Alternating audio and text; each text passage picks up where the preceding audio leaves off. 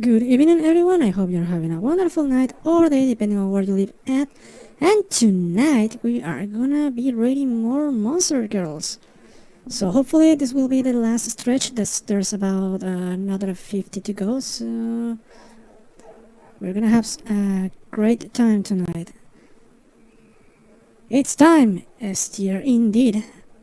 And with that out of the way, hey Paladin Co, welcome to the stream. Hey Danny, welcome to the stream. And for those who are also evaluating your monster waifus somewhere else, welcome to the stream as well.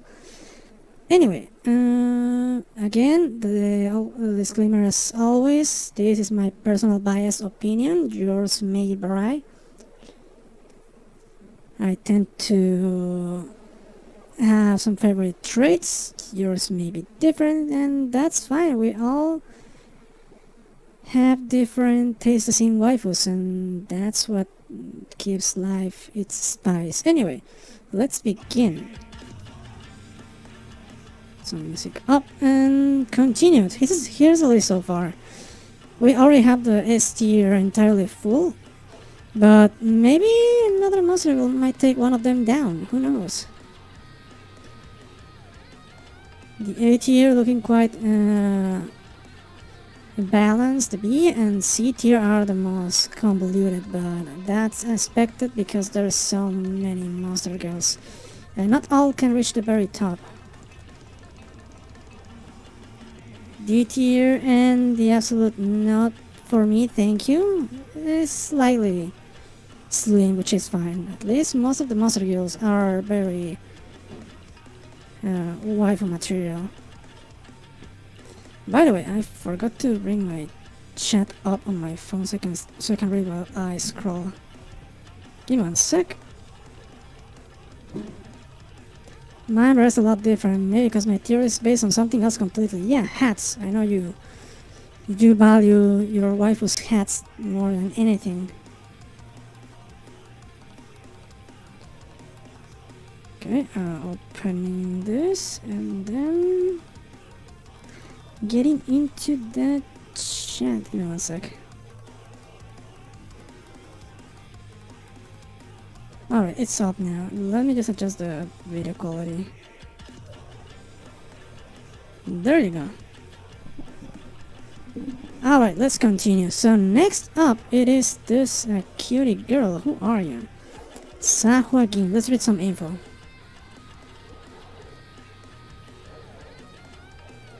Aquatic monsters that live near the shores of bodies of fresh water such as rivers and marshes. They're also called Hangyo-yin. They are hunters who use their web hands and feet to swim around freely. When a man they're fond of comes near the water's edge, they move through the water, silently creeping up to him, then quickly leaping out to attack and begin their assault. Contrary to the weak impressions they give off, intercourse with them is very passionate and intense. So yeah, they're very horny, fishy. When they're engaged in the activity with the man they love, their ordinarily emotionless expressions undergoes an unbelievable change, revealing great ecstasy and rich emotion. Also, what looks like clothing that they are wearing is actually part of their scales. That's a very specific pattern of scales. If not, then I read the cliff notes on who they are and go off of that. Yeah. But if they have a hat, it's instant S tier. For Danny. What else? Occasionally they mold, removing and discarding these scales. The shed scales can be worn as clothing, and there is a demand for them even among the other monsters. Okay, so besides having a very fishy waifu, you also get some free clothes every now and then. It is not a hat, but do we have to do it underwater? It doesn't say they actually take you underwater, they just assault you. So yeah, that's actually a bonus point that they don't have to drag you down into the depths of the ocean. Because it provides stat boosts, yeah, your cuteness raises by 120%. I guess it's not the worst kind of fish out there, so maybe a bee should feed them. I love the big hands and monster legs. So yeah. Also, you get free clothes. S tier gives you a hat for your body. Yeah, that you could say that. Okay, next up is the Salamander. Let me see if this actually shows up. There she is. Salamander, let's go. Some info. It's a lizard with red scales that appear as if it's burning. They inhabit places with comparatively high temperatures, such as volcanic regions. They have a frank and hot-blooded personality, and they are genuine warriors that seek out battles that burn as hotly as flames. Hello, Resi. Welcome to the stream. Hi, I later slept out. That's fine. You get your good sleep. It's important to sleep well. They travel in search of humans that are worthy opponents. They don't attack humans like their lizard-men counterparts, but they will still challenge any brave warrior, it seems. The more they get into battle, the more rapidly their arousal swells and the intensity of their tail flame is strengthened. Very spicy lizards, indeed. Just looking at the face of the man who turned out to be a worthy opponent will make their face grow hot, and at the same time they'll feel a new kind of violent throbbage in their chest. Something completely different from battle, unlike anything they've ever felt until then. That's called love. What's your favorite character? I'll show the S tier once I read this. There's 5 so far.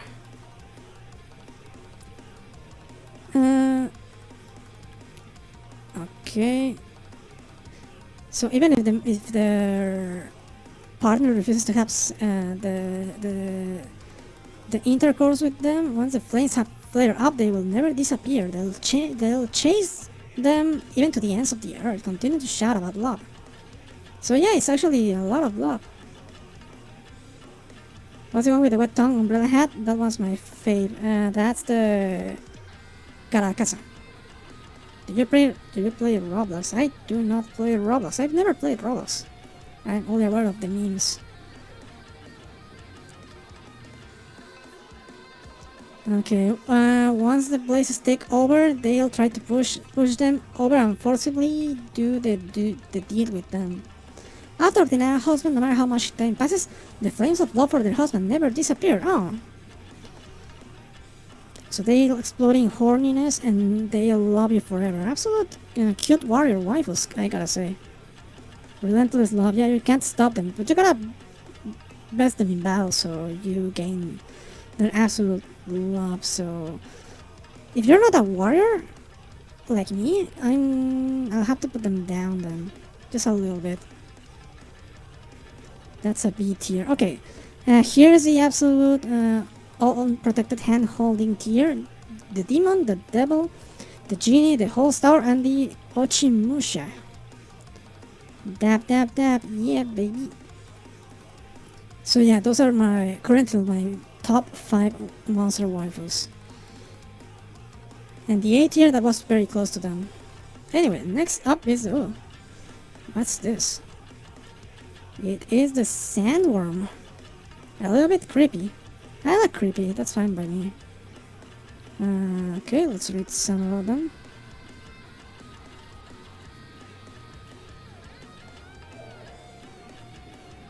There you go.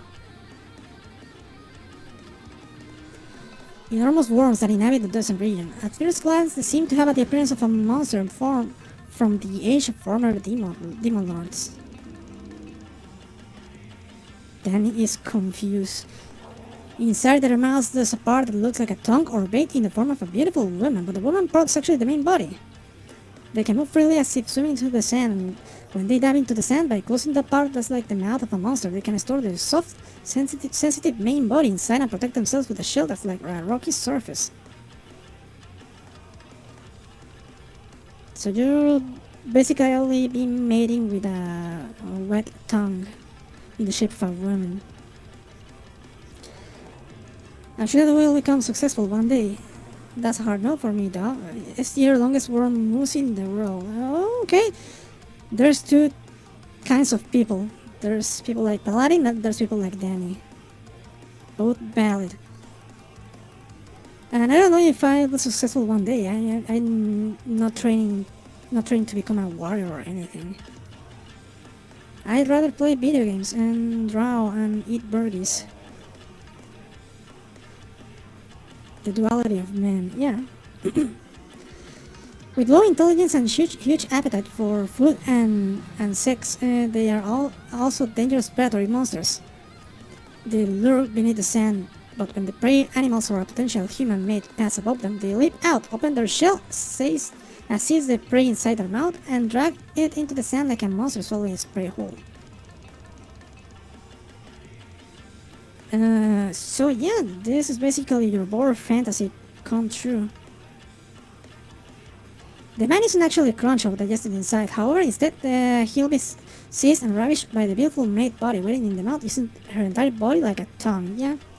If you're into being inside someone's mouth and that mouth happens to have booba, then go for it. Do you wanna play T or D, guys? Do you wanna play T or D? What is T or D?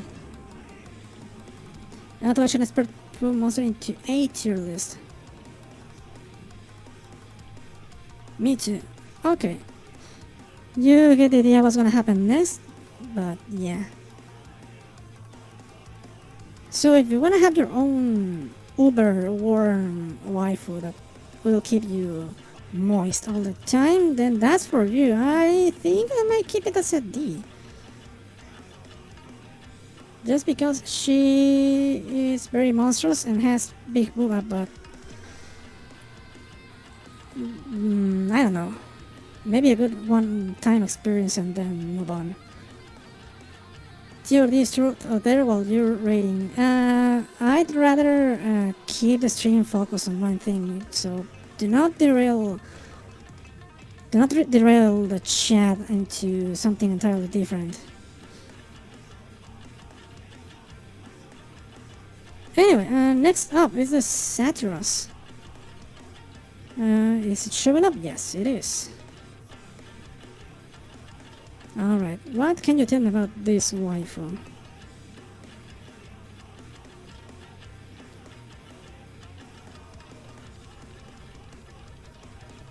It is loading still. There you go. Are you gonna load? Oh. Okay, there it is. It is a kind of mistmen that worship the god of alcohol, Bacchus, and have the characteristics of a goat. You kinda know what this is all about. You have seen satyrs in other media, playful, drunk most of the time, and loud as hell when they pass with the loud cars outside. It's a satyr basically, but girl, and yeah. They live in a perpetual state of being drunk. They basically view humans in a sexual manner, and their aim is to get men they like drunk and have the deed with them. The sound of their flute has power to induce a spell-binding, pleasant intoxication. Ooh. Not only they make you drunk with alcohol, they can also make you drunk through music. After being compelled to have a drink, any person, no matter how heavy a drinker he may be, will fall into a state of pleasant drunkenness. If they then play their flute. Cool. Intercourse with them is like being gently guided. It is accompanied by pleasure sweet enough that it feels as if it would melt one's body away. Additionally, they sometimes also get involved with human women. As in the case of men, they get women pleasantly drunk with alcohol, the sound of their flute and their sweet words, and seduce them into doing the deed. Interesting.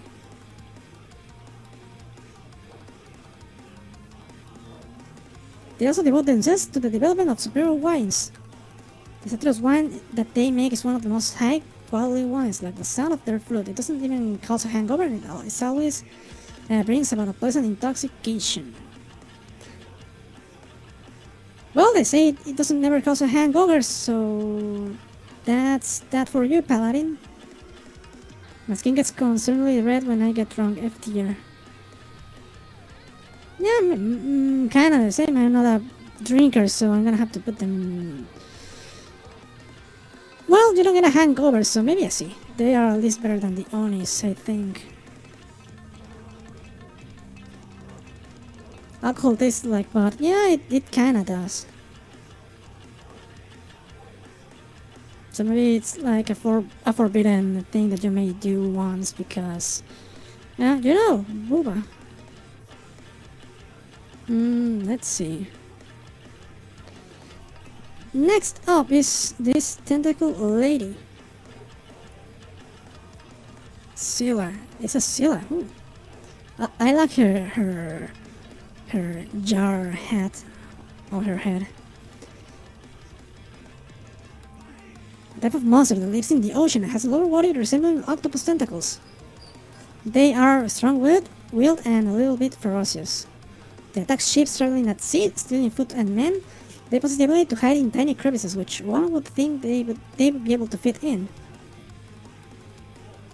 They have both a strong side but also a cowardly nature as well. Octomom, yeah. Big peaches on her back. Let's see. They are insecure and starve for affection. They love men so much that they feel uneasy unless they are clinging to a man. Their heart is at ease and they feel the happiest when joined closely with another person. So they always have their wet tentacles crawling all over their bodies as if to beg for affection. They are super clingy waifus. Interesting. Yeah. They do the intercourse for the purpose of bearing offspring. They will play with their tentacles, but after finished, they won't separate from their partner, as it says that it's uncommon for them to spend a day joined together like this.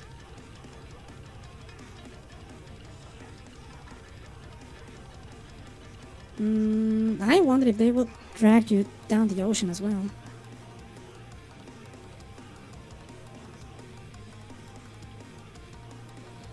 Maybe, it doesn't say they won't, but they also say they sink ships, so that's a big issue.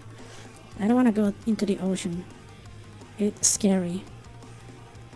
Prominent Silusi and Hat is his tier. They got sections like that, I'm surprised why. Also, if I recall, they are venomous. Well, it doesn't say here they are venomous. They only will drag you down. I don't know. It doesn't exactly say that, but I have the feeling they'll only catch men if they sink a ship or something, so unfortunately that's an F for me. From what I read in the Odyssey, yeah, they'll definitely drag you down, LMAO, yeah. I don't know, I just want my ship to be ready for sailing and not in the ocean. Anyway, next up is the Sea Bishop. Let's go.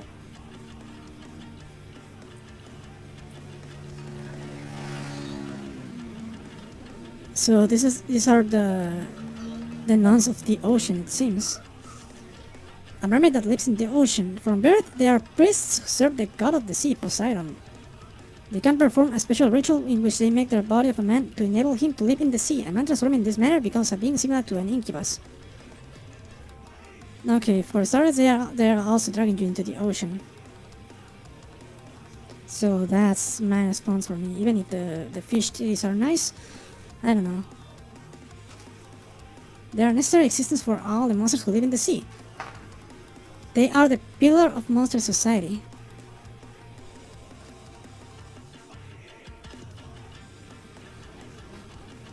When they find a human and a monster couple, they perform the ritual. At a glance, the ritual looks almost like a human marriage ceremony, but because of the need to constantly infuse the man with magical power, the couple will continuously have intercourse right in front of the sea bishop during the ceremony. Oh, she's also a voyeurist. Give you sea powers, ECS non-member. Let me wear your hat. Maybe you get the hint. They have gentle personalities. They never initiate attacks on human men. They have gentle hearts and love for people. So they save from drowning those who fall into the ocean whenever they can. Okay, that's a little bit of plus points. They won't drag you into the ocean, it seems. They will save you. They will only transform you with the ritual if you are about to get drowned.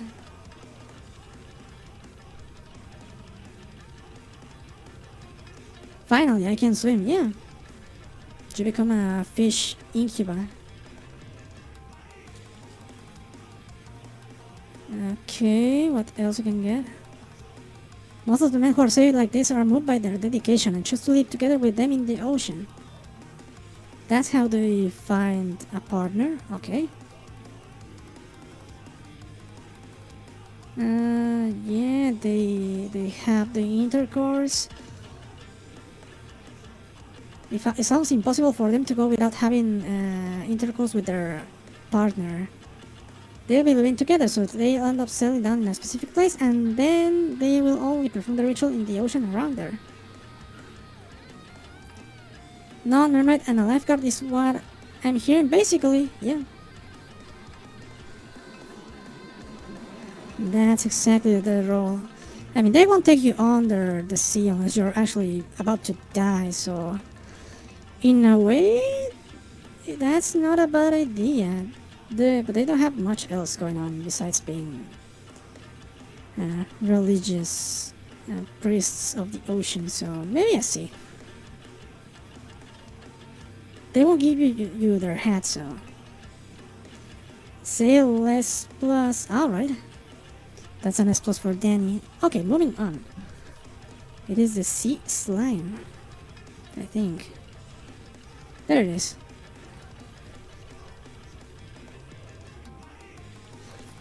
A variety of slime adapted to the life of the sea. Although it is classified as a semi-liquid type like other slimes, its form is... Wait.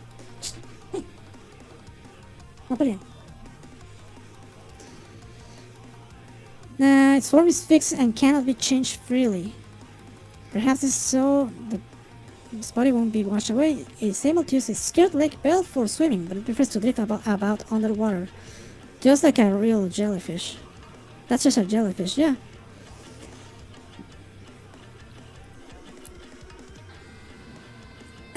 They're more likely to be encountered when she becomes tangled in a human fisherman's net. They'll spread their legs to tempt them into having intercourse. And because fishermen who go on a long sea journey tend to be starved for female affection, they won't be able to get away that easily.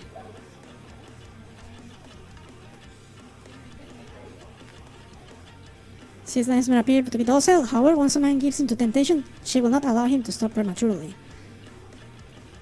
Countless tentacles will emerge from beneath her belt to inject him with paralytical poison. Yep, just like a jellyfish. You're basically having intercourse with a jellyfish.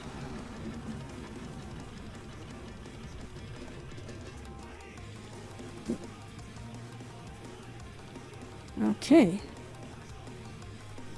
You have a jellyfish waifu? If that's your thing, these are for you.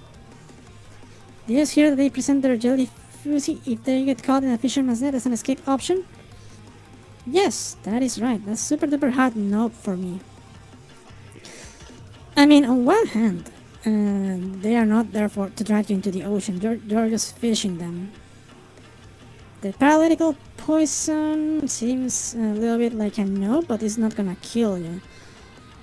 And at the end of the day, you're having intercourse with a jellyfish, basically. I'm gonna give it maybe a C or a D. Probably a D, because I don't like to be paralyzed. Alright, and moving on. S tier for Danny.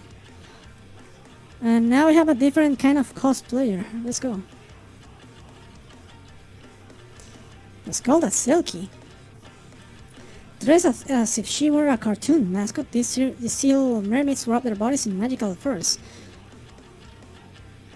Yep, those sea lion hands are blocking the right parts. Fish want me, women fear me, mermaids are scared and horny, basically. These species of mermaids are active on land as they are below the waves, actively enjoying the acts of hunting. What else? They are also able to freely remove this magical force, the body revealed being that of a beautiful human woman. When like this, Silkies are difficult to tell apart from human women. They exhibit firm behavior that is full of confidence, but since they are also stubborn by nature, they are not aggressive over sex with human males. This is due to the warmth provided when wrapped in their furs.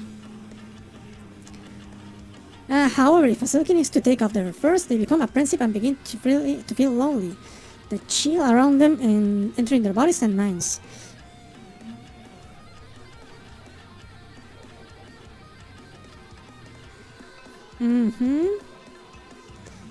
After they have felt the warmth of a human male even once, even when in their furs and not feeling the chill, they will still prefer and seek out the warmth of a human man.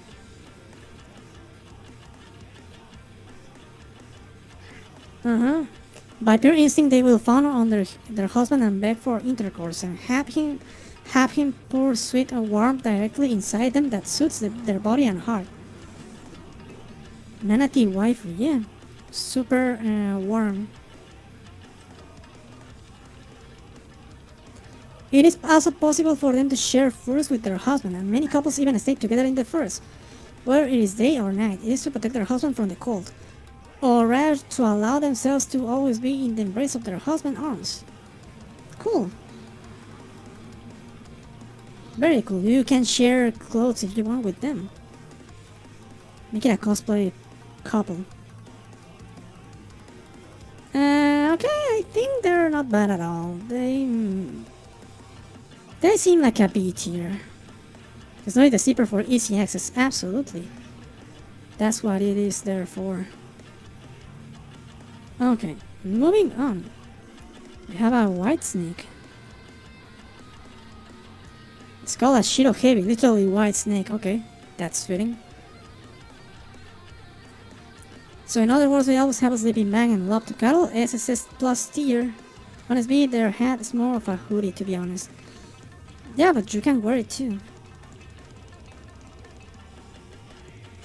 Okay, a type of lamia that only inhabits the Zipango region. They have a docile, quiet personality, which is rare for monsters. Those who behold their appearance are somehow given an ephemeral impression. They are shrine maidens who serve monsters known as Ryu, who are worshipped as gods of war by some humans. They also have powerful water magic within themselves. They are often the targets of fate, along with Ryu. If you remember, the Ryu is the other dragon that is worshipped as a goddess. And they have a very spicy tail secret point. When a human strikes their fancy, they fall completely in love, becoming so devoted as to offer up their very body and soul. They never attempt to forcibly intercourse with them. However, they never give up on a man once they fall in love either. They'll chase him to the ends of the earth. Not enough for me, C tier. Alright. Yeah, Danny's a hat purist. She'll continue to shower him with love and devotion until he does the desire to become joined with her.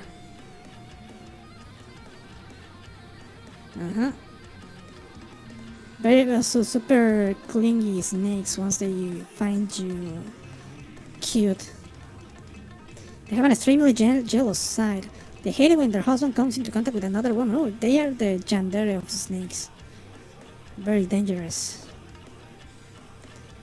They become consumed with jealousy. After bearing through the anger peacefully, they seek to pour their mass of demonic energy into their husband.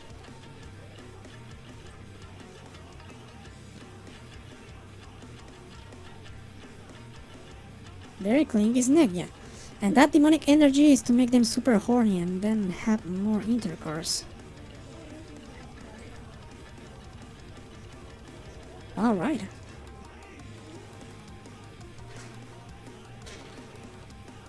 The sex is on occasion gives the man pleasure and ecstasy incomparable to anything he could experience normally.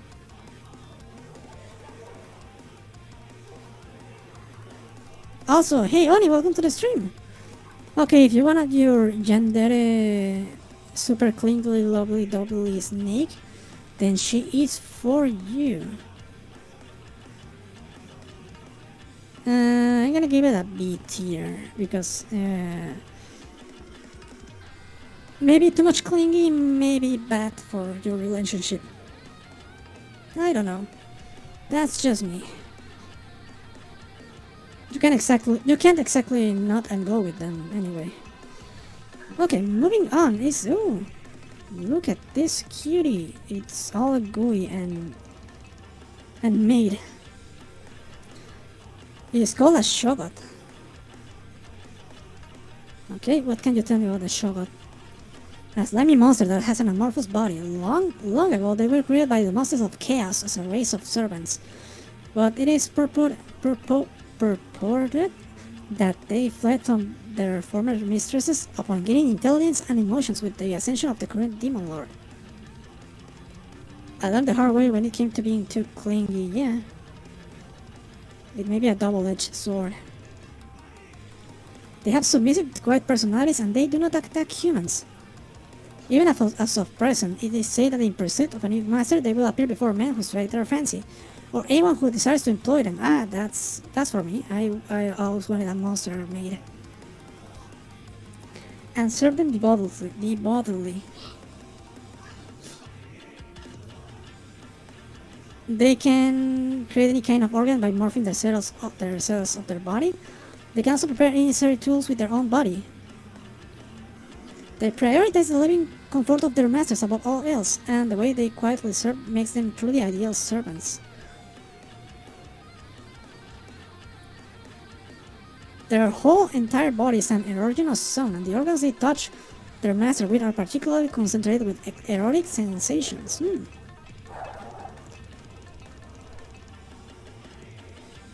When they carry a spoonful of food to their master's lips, it is also like a sloppy, deep kiss. Them service is the equivalent of intercourse, and serving their beloved man is more than just mentally satisfying. The more they serve, the greater the gratification from bodily pleasure. Interesting. They mostly obey their master's commands, but if he should refuse their service, they would not have any of it all. If you try to fire them, that's a no-no. They also do not like for him to use any already existing items, and ultimately they will even try to get their master to use such things as a bed or chair made of their own body. So if they're able to morph into anything, they will do it, and they will throw anything else you don't need away. So pampering is their king, yeah. Service is sex for them. So you don't need any more plates if you have one of them, because they can morph their body into a plate. And spoons and glasses and chairs and beds and anything probably non-electrical or non-mechanical. That means they can morph themselves and need a little cap for their noggin. S tier, absolutely. They mostly await their physical change will occur among those who continue to receive their service.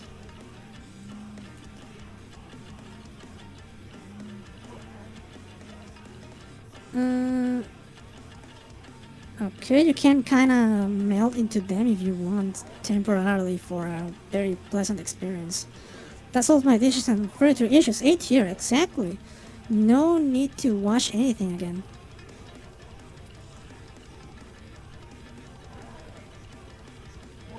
It is purported that the ecology of constantly desiring to become one with their men may be an incomplete imitation of the way that their creators, the monsters of chaos, have sex with their husbands.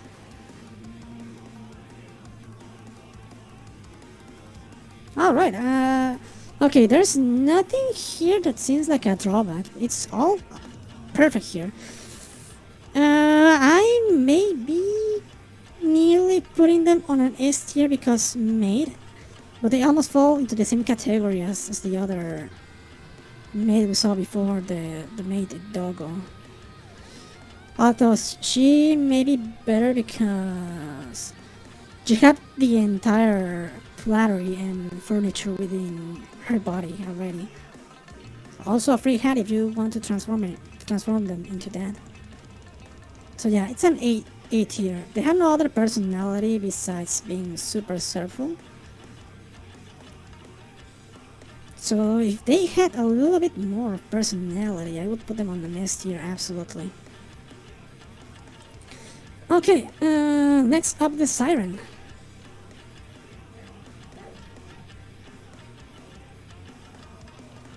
A type of harpy with a beautiful singing voice that absolutely loves singing. Yeah, they are the idols of harpies. Their songs are infused with a lot of magical energy, and men who hear them before become entranced by it and end up moving in the direction that they hear the song.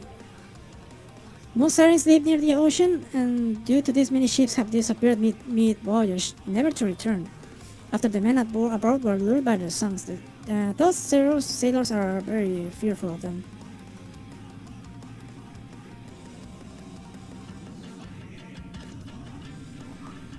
Okay. So they will mostly only take one person among the ship they called, and while the other men are still entranced by their music, other monster guilds will come and grab whatever is left. Can the siren sing Despacito? Probably. Bird siren instead of fish siren, yeah. There's two kinds of siren. When having intercourse with them, the grasping and moaning of their voices sounds almost like a song. This lute song, of course, has the effect of causing powerful arousal in men.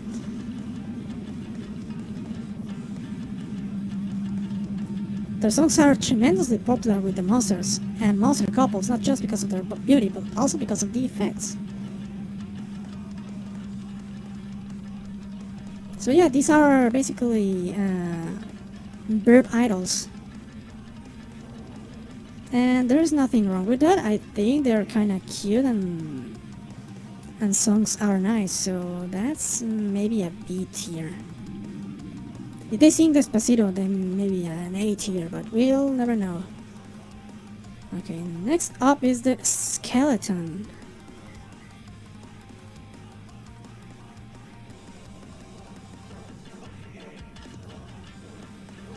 Human bones reanimated through the infusion of the demon lord's power.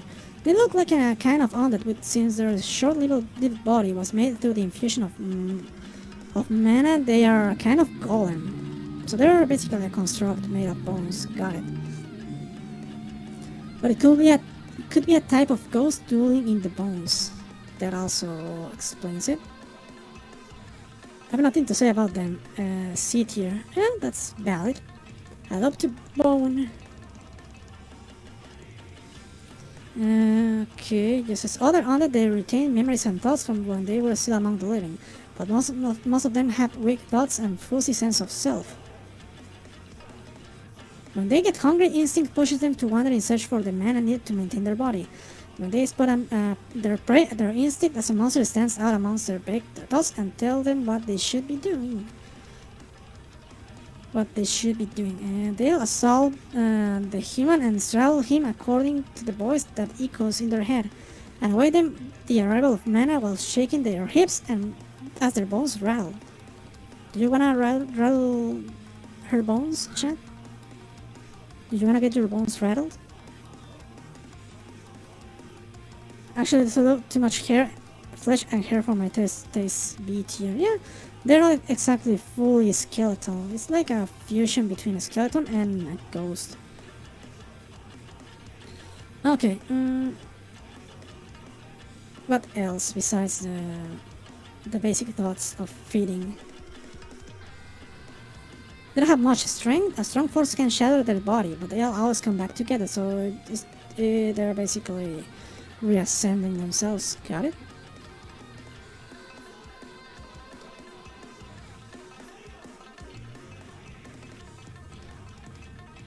Anything else besides Bone Waifu? If you learn Necromancy, you can have your own Bone Waifu army. Alright. Not too excited about them. They are not that bad because you can push them away easily, so a C or a D, I don't know, maybe a D. Wonder if it can feel the pain. They don't because they're basically mostly skeletal ghosts. There's no pain in those bones at all. Unless you cast a Turn Undead or something. That may hurt. Alright, moving on. It is the classic. The slime.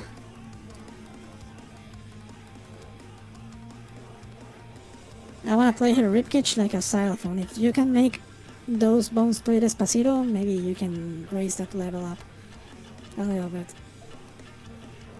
Textbook slime, yeah. What else can we say? They're blue, their bodies are gooey, they can change into various forms. They are intelligent enough to speak, but their thoughts are simple and they instinctively wander around in search of human men who will end up as their prey.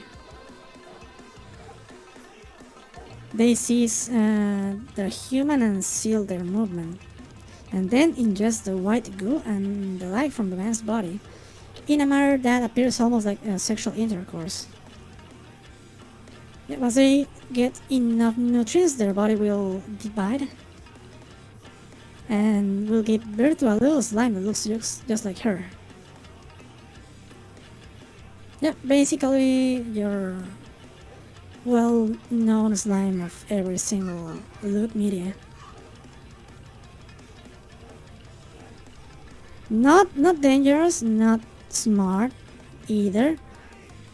They may be bothersome if you're not careful with them, but not lethal or anything. So once they're done with you, they'll just leave. A C tier seems fine. Just below the red slime. C for sea lime, yeah. Berry slime, wood slime again. Moving on is the soldier beetle. Let's see. It is here. They have an exoskeleton that is like armor, impenetrable by both swords and arrows. They are heavy cavalry from birth, possessing organs or modified exoskeleton that are like weapons, shields and horns, as well as a massive lower body. In combat, they appear as a perfectly trained soldier, never faltering or falling into disarray. They are taciturn and poor at expressing emotion. On top of that, it is difficult to read emotion from their peculiar insect-like eyes. Their horns, weapons, and shields come in a variety of forms. So no two of them will look the same. But they are classified into a variety such as scissor beetles, lancer beetles, shield beetles, etc. They prefer sweet things and they swagger through the forest with their heavy-looking body, lured by the sweet fragrance of their favorite treats, tree sap, and the essence of human men. Of course, the sweetest substance is the white goo. Once they find a human, they will attack for the sake of producing offspring. But before they copulate using their vajayjay, and they will stick their faces in the man's crotch towards the source of the sweet fragrance of essence. And they will do the super suck.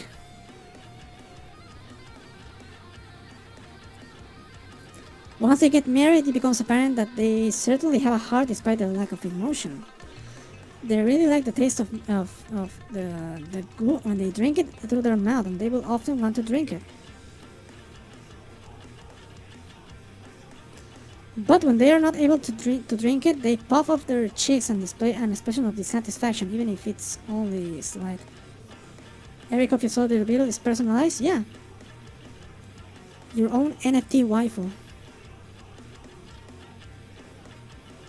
But without it being just a token on the internet. Okay, if you don't feed them your essence, they will basically pout like a kid. That's cute. The puff of cheeks alone is a B tier. Yeah, it's kinda adorable.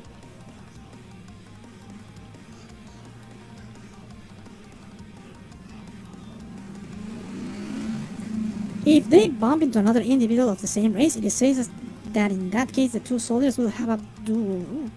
They will fight for their husband.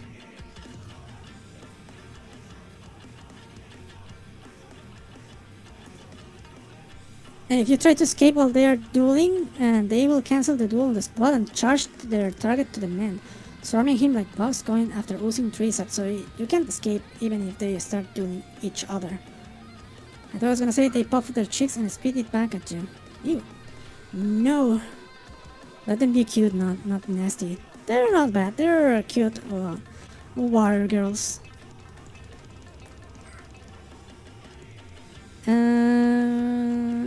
Maybe they're also not dangerous to use, so it could be an A potentially, but they're not that good, in my opinion. Maybe a B.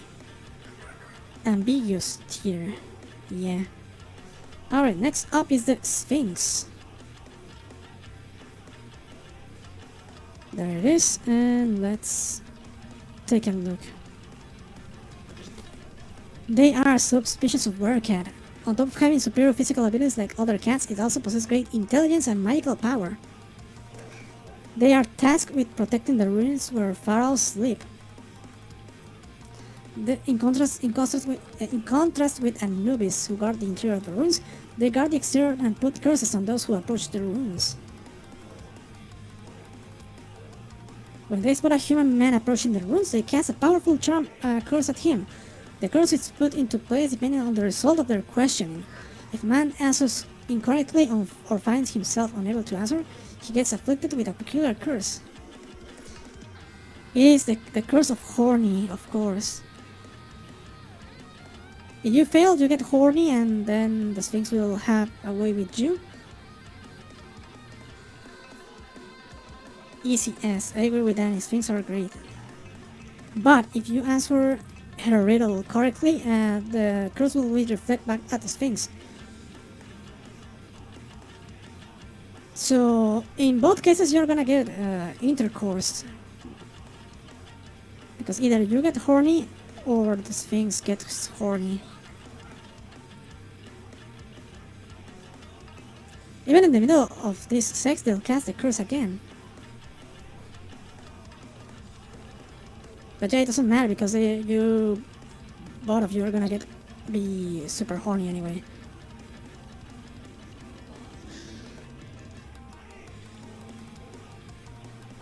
Besides using it to apply the curses as written above, they also use the questioning for other things in their daily lives. They often make decisions or judgments depending on the outcome. There's no compelling forces with the above written curse, but when negotiating or having a conversation with them, it will probably be to one's advantage if he were to answer correctly. Alright. When they take a liking to a human, regardless of whether they are on duty or not, they'll take him back with them to the room inside the ruins and seclude themselves there, enjoying sex again. Okay.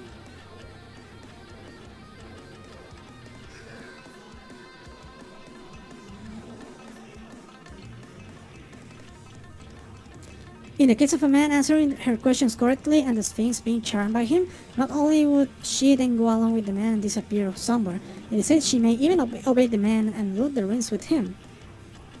Okay, if you fail the Sphinx's special challenge, you get snoo.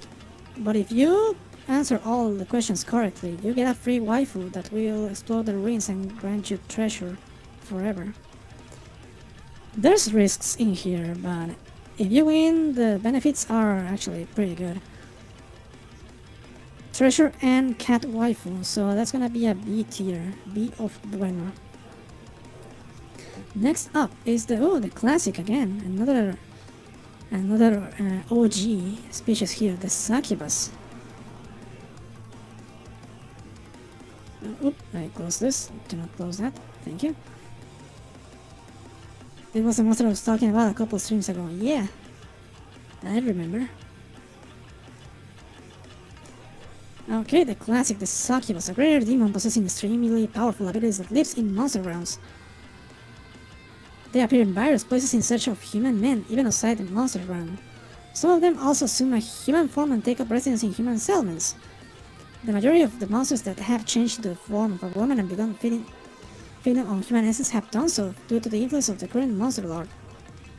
However, the Succubi are a race that have always had the form of a woman and feed on essence, even ages ago. The other kind of Succubus I'd be into if it was pampering and motherly like. Those are the best. Lewd hand holding, lewd hugging, cuddling together while watching movies.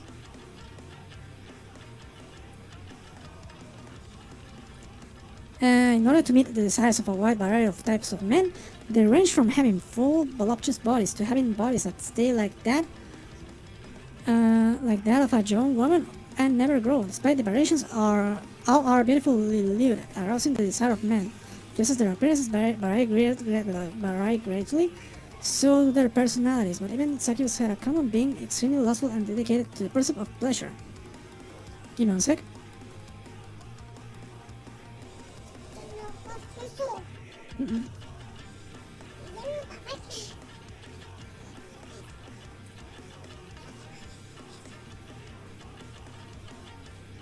Okay, nephew wanted to ask what I was doing, and I told him I was doing just normal streaming stuff. I was supposed to be sleeping, but he's not. You don't remember, do you? I do remember you mentioning maybe Sphinx, but then I moved on to a lot of monster girls and I may have forgotten.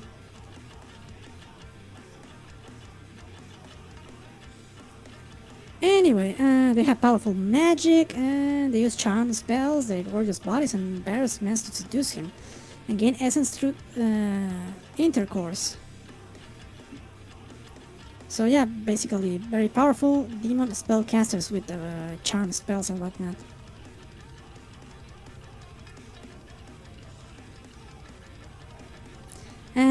The Succubi were merely a medium-ranked race of demons, but thanks to the rise of the current demon monster lord, the rank of all the Succubi has gone up greatly.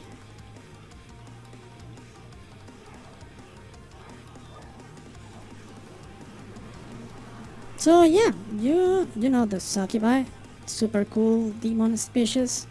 They will super suck you. They will do anything you want regardless of sex life.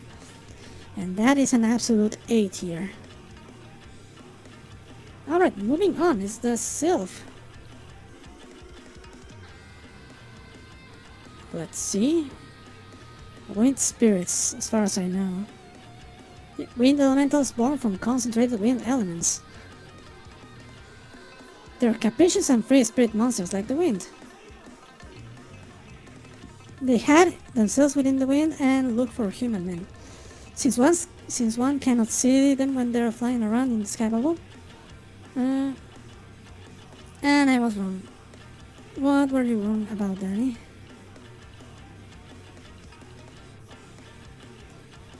They will super descend and rebel themselves on a whim. They have a strong interest in the romance and sex between men and women. Furthermore, because of runes carried in the wind, insert pun here, they collect a large amount of information concerning monsters, romance, and sex, so their minds become fascinated with indecent acts. They are sexually curious.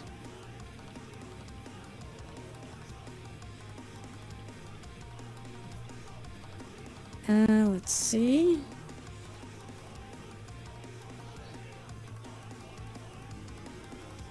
They fly around near their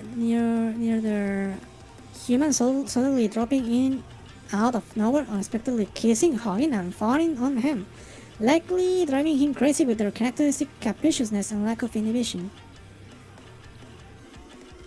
And then when they actually do have sex with their partner and the pleasure is sweet taste of essence is even greater than they had imagined, they become enthralled with sex. Cool.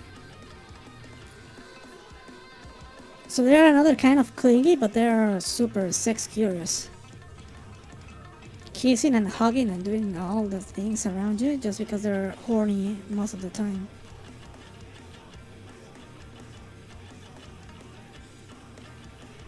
Okay.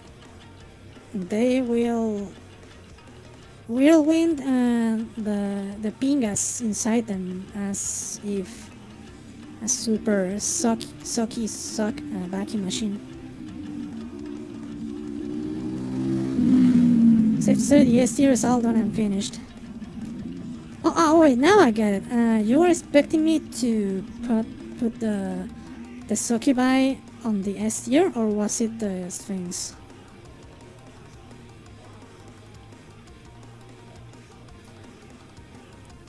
I mean, the way the Succubi are represented in the Encyclopedia is just your classic Succubus.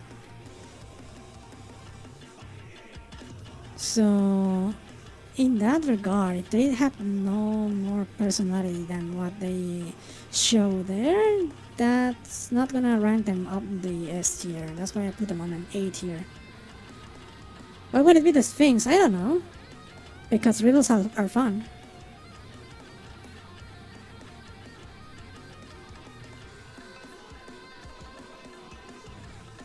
Some people love some good riddles.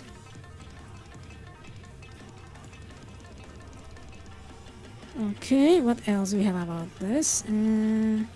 Yeah, they're selfishly beg for pleasure. They will lift the skirts of themselves and other women. So they're both pranksters and lewd spirits. Got it. Riddles makes me feel dumber than I already am. Okay, that's an F tier then already. Anyway, self, good if you're into unexpectancies with your partner. No, don't move that. But they are basically horny all the time and playful, and they may get annoying. So maybe a C tier. Oh, S tier. Okay, then he put the S tier on the Sphinx. Cool. Okay, next up is the Tentacle. It's just called Tentacle. Now we start with the letter T already. A plant monster endowed with a countless number of slippery tentacles. Originally they weren't monsters, instead they were grotesque plants, and tentacle plants that grow in clusters in the monster realm. But after building up demonic energy while continuously to envious observe the sight of monsters having sex with human men, they became monsters. So this is basically a plant that got jealous they couldn't have the sex with humans, so they became a monster guild out of jealousy. Cool. Did I censor this? Yes, I did censor that pic. Because you can see the nip knobs kinda there.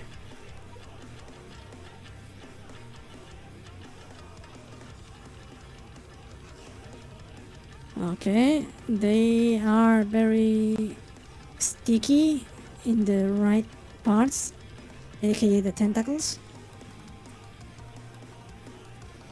Everything they release basically pure aphrodisiacs.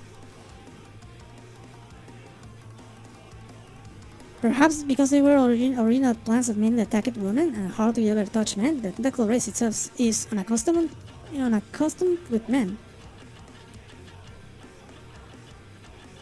Huh, interesting. So they are absolute experts at attending women, but not as good with men. They watched couples who they did and thought it was a tutorial, basically. I guess liking tentacles can be quite a reach. Good, only good. Rare Cheetos, let's go! Stickly in all the right parts and slippery in all the others, basically. But they suck with pleasure immense, apparently. They hesitate to attack due to bashfulness and bewilderment, and many of them can't bring themselves to act. But even so, they will nervously extend their tentacles towards a man to obtain the partner that they have longed for.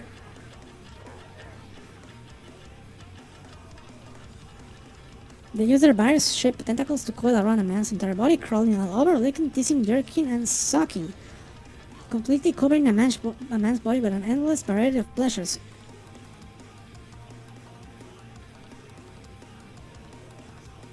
They acknowledge a man as their husband and their instincts as a monster female. As a monster female fully takes root, they won't be able to be satisfied from just that, and it causes new desire to arise, a new instinct to immerse their beloved husband in pleasure and drown him in their affection.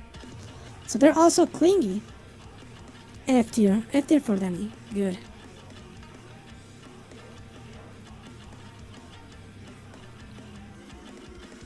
Since they are monsters, their love is absolutely directed towards men, but when they see a woman, they think something like, she could become more wonderful if she had a look of ecstasy on her face, and then they just crawl their tentacles all over the woman's body, igniting their tentacle instinct. So yeah, they still are attracted to pleasure in women because of tentacles, you know. I don't know, they're kinda cute and kinda timid towards men, and absolute sex machine towards women, so maybe a B. Seems fine. Yeah, this is an F tier. Yeah, absolutely. I said F, I mean B, I mean F. Anyway, moving on. Oh, another harpy. Who are you? It's called a Thunderbird. We already saw the Thundercat, so this is now the Thunderbird. A type of harpy that carries the mighty power of the lightning. If I was a woman, then my opinion would change. Yeah, probably. Yeah. They have a fierce and extreme disposition. Most of them are the sort of hedonists that prefer violent sex, just like the Thundercats. They have the power to generate magical lightning and discharge it at prey. The human body is not harmed by this lightning, but is struck with a powerful, intense, shocking pleasure rushes through their body, and the body is paralyzed by the magnitude of pleasure. So you get paralyzed as well with the power of lightning. D tier. Good.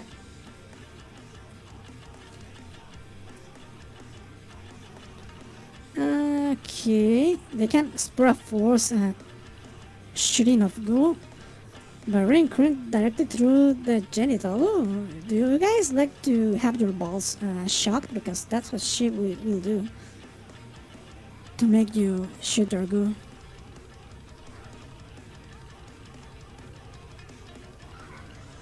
However, when they get too aroused, they lose control of their own lightning, causing internal leakage, and they themselves get paralyzed by their own electrical current.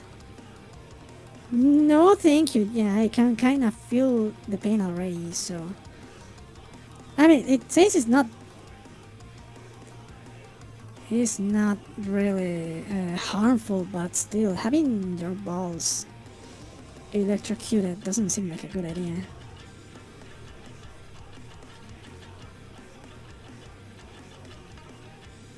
As for those who have obtained the husband, the lightning within their bodies and the pleasure generated by it rapidly grows stronger each time. Yeah, the current will get more powerful if you were into that. So yeah, if you're an entire masochist that loves having your genitals be supercharged, then go for it. But for me, I don't know. Yeah, it's a no. S for SCBT. Yeah, it got upgraded into something even more fearful. Alright, next up it is the Titania. Big Mommy Fairy, let's go. The queen of the fairies that rule the fairy kingdoms. Unlike ordinary fairies, their bodies are roughly the same size as a human. Their beauty is breathtaking and they have beautiful sparkling wings on their back. Their amiable personalities full of kindness, and aside from assuming the duty of protecting and guiding the fairies, they also play with them. So they're kind of like big sisters to their childless fairies too. They possess an exceptionally high amount of magic power. They can heal the wounds of all the fairies, and they can protect the fairies from all the menace of danger with their protection spells. They can quell malice and animosity using magic. One word, yes. Yeah, absolutely. Big Mommy Queen Fairy. It comes with 2 options, free of charge too. Their elegant appearance gives off an adult impression, but in actuality, just like ordinary fairies, they are mentally childish and they love fun games and delicious sweets. They style themselves as big sisters, but on the other hand, they like to be spoiled and they will sulk if not treated in that manner. Okay, so not exactly Ara Big Mommy, but more like a big childish sister. I see. Options. I'm sorry, I keep saying options whenever I see something with floating creatures around them. I have that since Gradius, because that's what you call the secondary ships that shoot alongside you. The options.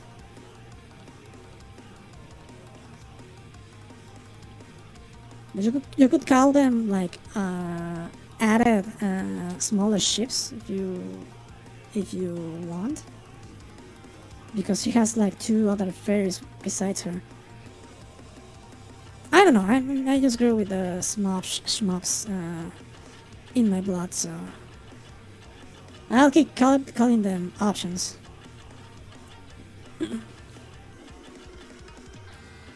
Okay, what else? There were curious about new ways of playing introduced by monsters, and if taught in decent games by a fairy turned monster or a pixie, and they'll soon become engrossed in sexual pleasure. They behave almost as if teaching a little kid a new game. The hearts of men affected by their queenly charms will be filled with a sense of pleasure they will be given. With their hands, his as is if they were patting the head of a child throwing a tantrum. When their bagoo gently envelops the pingas along with pleasure, a man will experience a comforting feeling of reassurance as if caught in a gentle but firm embrace.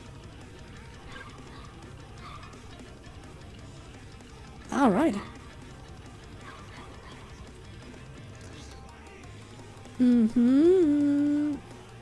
They will actively invite human men to become husbands of the fairies and invite monsters other than fairies as well. And the fairy kingdom will transform into a monster realm where fairies can get off every day while indecently playing with men.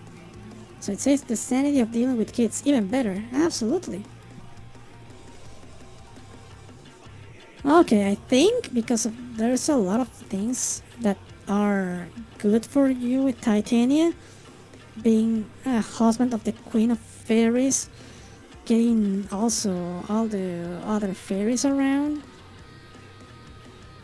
and you get your own big titty Ara Onesan. Absolute A tier. It is not an S tier because they are basically still kinda naive and child-minded, but they're almost there. Sam, that's a surprise. Alright, moving on. It is Tritonia. So we are looking at a slug girl. They live in the ocean and originally possessed shells. However, it is supposed that they abandoned their shells through the process of evolution. See, evolution real. It creates waifus. They can wave the part of their body that flutters to move through the waves as if floating. Their bodies are so soft that when touched by another person, their hands will sink into it. Likewise, they are a docile race with a soft demeanor and temperament. Cool. There are many different beautiful colors and variety of patterns on their bodies, aka dresses.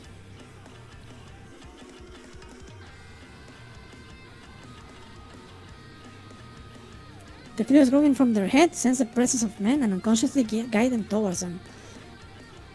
It is said that they even come to the surface. However, they themselves are extremely gentle monsters, and even if they do encounter a man, they just act spaced out or approach him in a calm and friendly manner, and would never aggressively attack.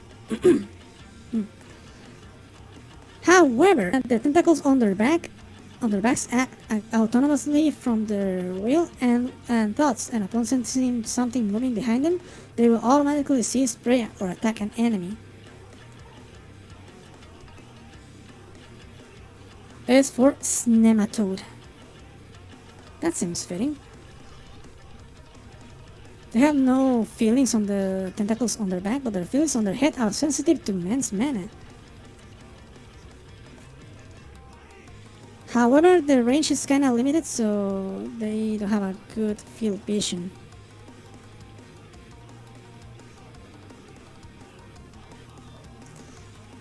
If you encounter one Tritonia, hiding oneself is dangerous because they have like an area radar. And do not go behind them or else you'll get tentacled by those tentacles. So there's shield friends that also have automatic attack guns on their back. Neat. Yeah. Both for catching men or for defending themselves. They have a habit of recognizing things that have sunk into their bodies. They embrace a man who was trapped by their tentacles. In either case, they'll recognize the man as their husband and seek to copulate.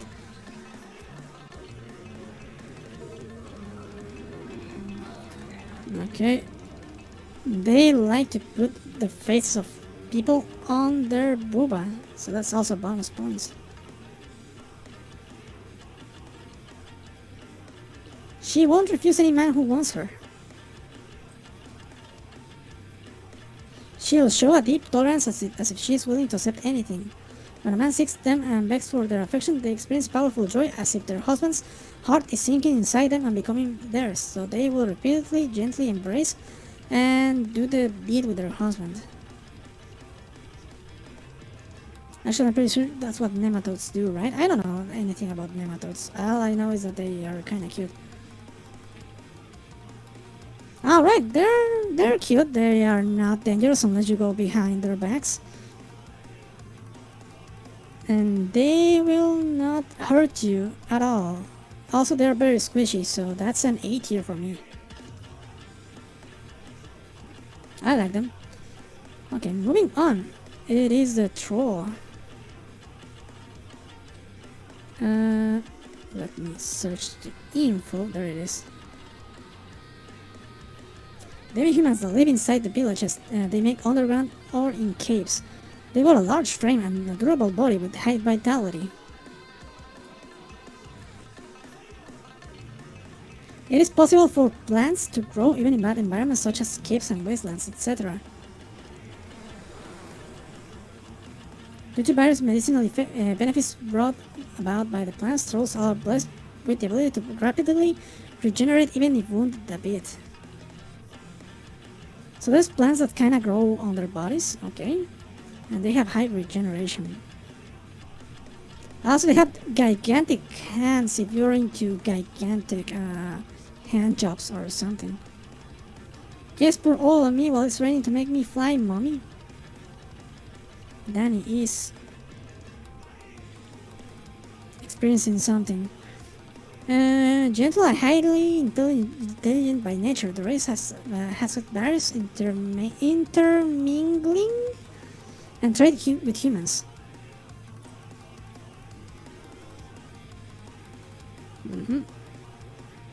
The soil of their body becomes an existence even closer to the earth, activating the plants on their head, and the medicinal effects caused by the plants increase. Giant headpats, giant hand-holding.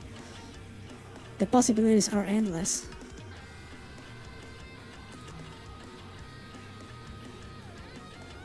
And the plants of the monster realm with bewitching and aphrodisiac effects are included among those growing out of their heads.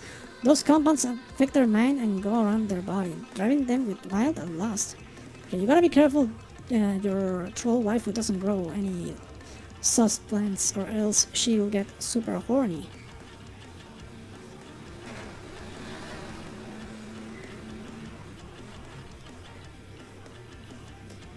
Their voluptuous form are pleasantly soft and huggable, and they can tightly squeeze and pleasure their partner when they take it in, causing the cum of a large volume of seed.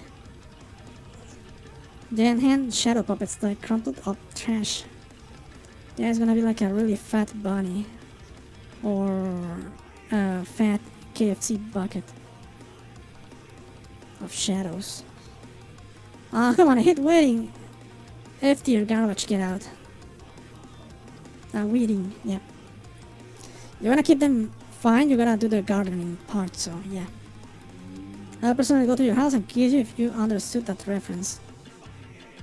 I don't get the reference, I'm sorry. I get no kisses from you.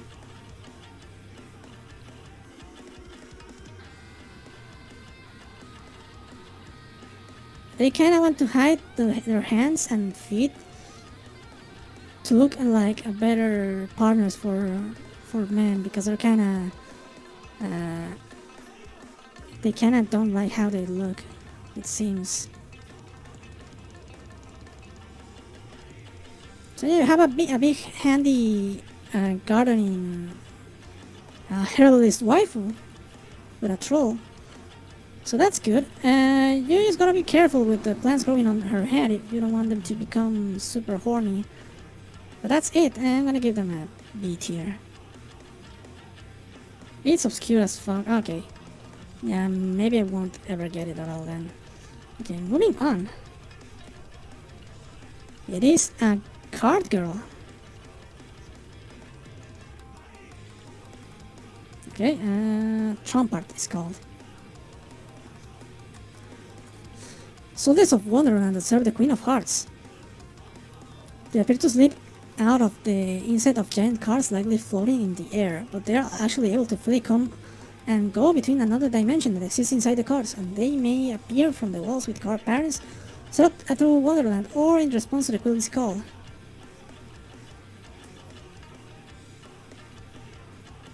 If they spot a man that interests them, they will aggressively launch an assault and attempt to interrogate and torture, quote-unquote marks, his body. But interrogate means crawling their fingers and tongue over his body.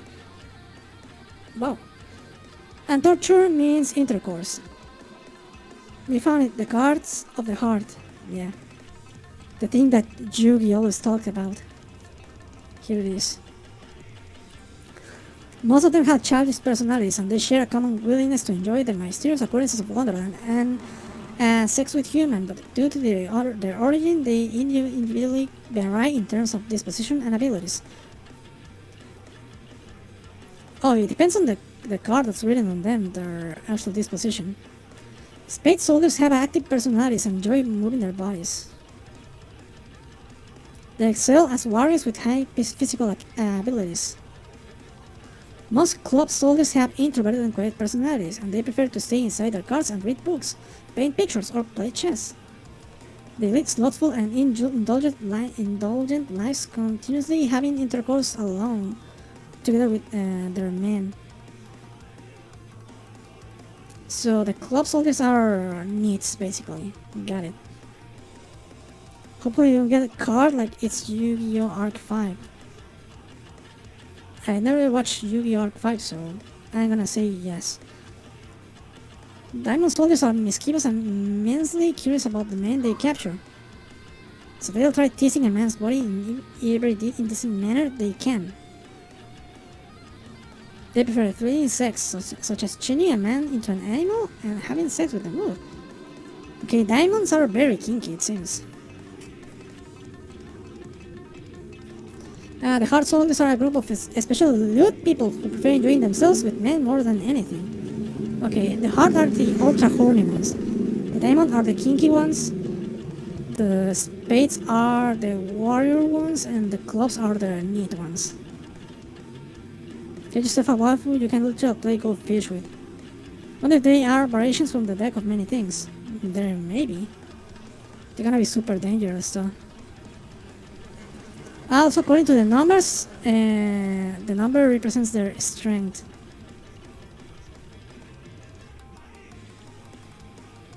Alright. Yeah, cool stuff. Cool warriors and actually pretty cute.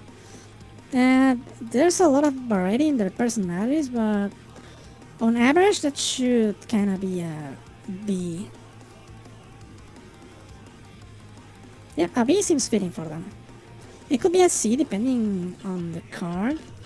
or an A. Yeah, a personal preference for one of them. So yeah, S, A, C, and F tier. Which one is the S and the A and the C and the F tier, Danny?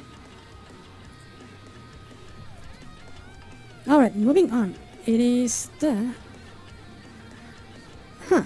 wait. There you go. It is called the... Wait, is it raining? Oh, it started raining. Give me 1 second. I need to close my window. Real quick when I close my window. Be right back.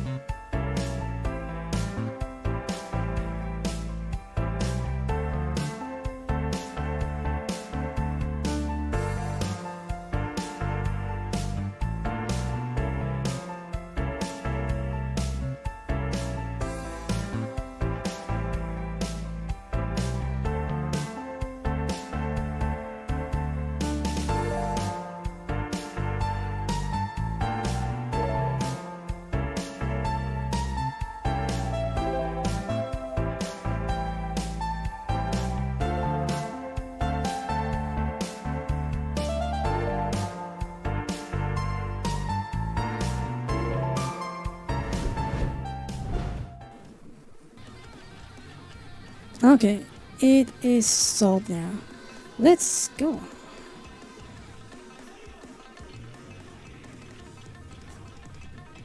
Wait, and there you go.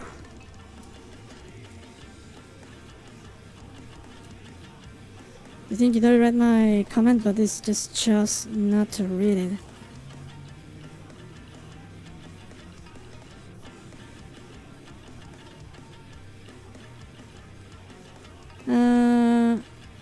I don't see it on chat. Maybe YouTube ate it for me.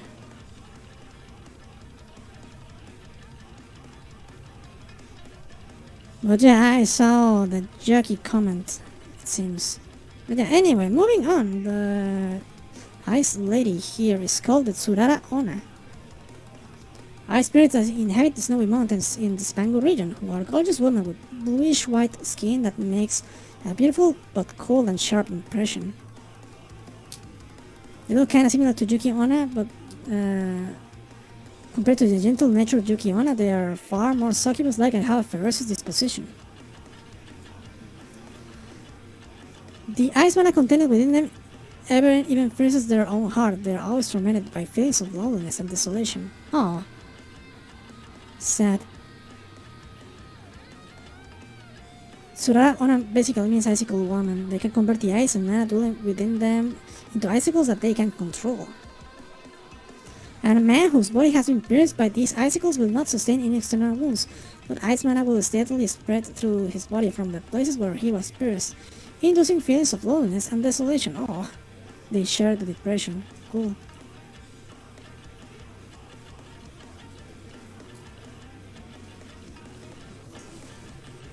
The only thing that can thaw the heart once it's been frozen like this is the warmth that monsters direct towards men. Until being embraced by them, there will be no warmth in the man's heart. If attacked by a monster in that condition, he'll end up surrendering himself, unable to resist the heat and pleasantness of the warmth the monster intends, and melting his heart and body. Cold and sharp, I can hear my dog already screaming in pain. I don't believe, trust myself. I do not need to be depressed on top of that. Yeah, the only cure for this cold depression is to find a monster girl, it seems.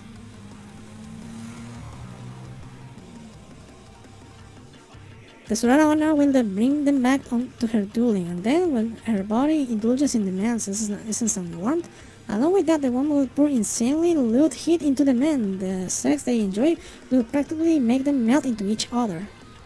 Interesting.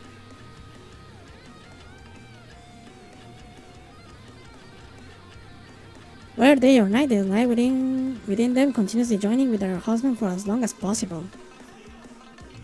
They devotedly serve their husband in a manner befitting of a monster of Zipango and can even be meddlesome, but they can.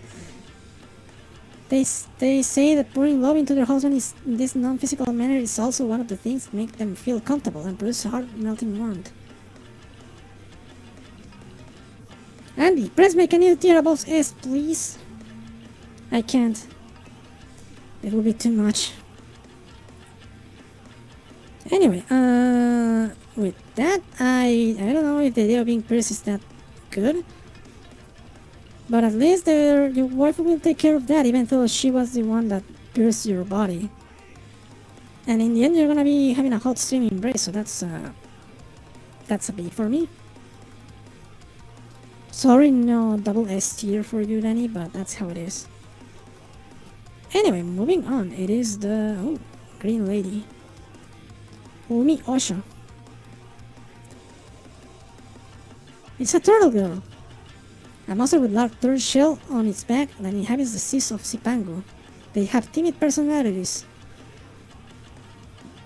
When they find a human, they hide in their shells, refusing to come out. That's how it is on this beach of an Earth AGA. Nah, I know that reference, I absolutely know that. And it's cursed. Like sea bishops, they are the priestess of who serve the sea god, and they can perform the ritual to remake their bodies of human men who are joined with monsters in the sea, enabling them to live in the sea. Okay, so they are like the sea bishops that will make you able to live underwater, but in fish form and kind of more like monks.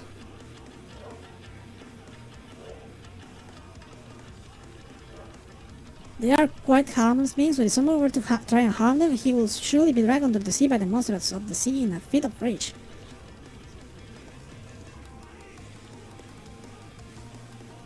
Okay, so they will drag you down on self-defense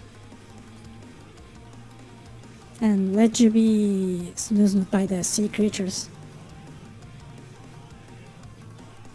Well, now hell yeah. No, not hell yeah. That's a cursed Luigi.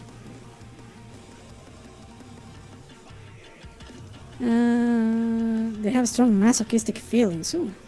Masochist turtles.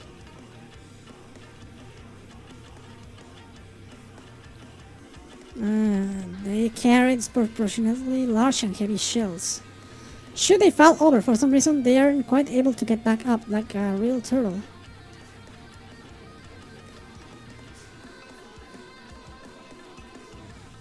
Okay, there are guides to Ryu Gujo, the temple of the dragon queen of the ocean. So they can guide you there. Alright, they're cute. They are kinda like the sea bishops in a way, but not as devoted as I would say. In that regard, maybe a C tier would be fine, or maybe a B. I don't know, maybe the shell might be too heavy and will break your hips, I don't know. I'm gonna put it on a C.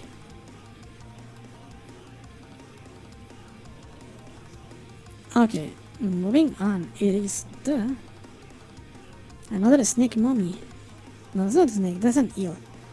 It is an eel mummy. Got it. Unaji Joro. They have the body of a long, slender fish covered in a mucus membrane. The body fluids contain many compounds that restore vitality and stamina. But they themselves are full of unmanageable amounts of stamina and lust. Whatever sea bishop's tier is, that's what I write here. Friend of mine has dislocated hip. According to him, it hurts like hell. Yeah, dislocation is very painful. Fortunately, I've never dislocated anything, but I have met people that did, and it's not fun.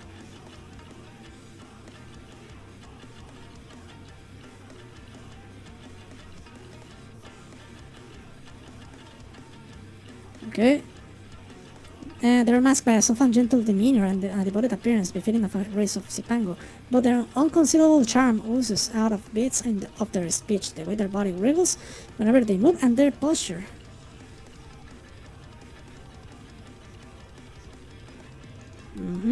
Mucus membrane. You can't actually grip them easily because they're kind of slippery.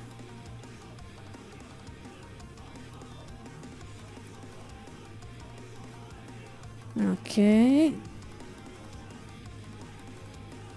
Before the human notices, her body will recoil around them.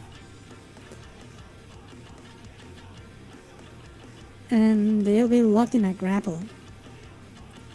So is she an eel or is she like her own thing? She's like an eel woman. A very slimy eel woman. Very full of lust and a lot of personality. So yeah, you're basically having super loop sex with them. To me, it sounds like she's related to the hagfish, which would be an S-tier. Hag? Oh no, that's not a hagfish. I see nothing of a hagfish in that mummy. Violently ara.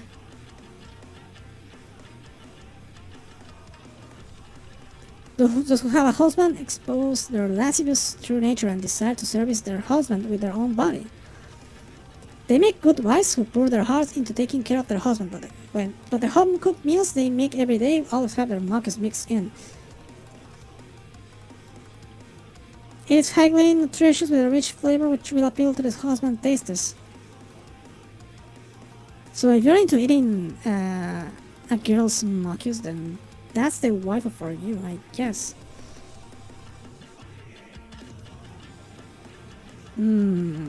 I don't know. On one part they're cute, on another, your life will be mucus all day long. Just a slime factor, yeah. It is either, I'm gonna put it on a B, but I'm gonna say she's like a C+. Because ara. Gum up the insides of my mouth and suffocate me while I try to eat you out, mommy. Yeah, Danny is lost already. Goodbye, Danny. You will be remembered. Anyway, moving on. Oh, another. Oh, that's an Undyne. It is a water spirit. Let's see. Beautiful bodies that are translucent like the water they are made of. Have a pure, kind heart with gentle disposition. They dwell near sources of water like lakes and springs, and they seldom attack humans. However, they are always seeking a human man to become their covenanter and share love with. If a man strikes them fancy, they'll actively seduce him into becoming their covenanter and having intercourse with them.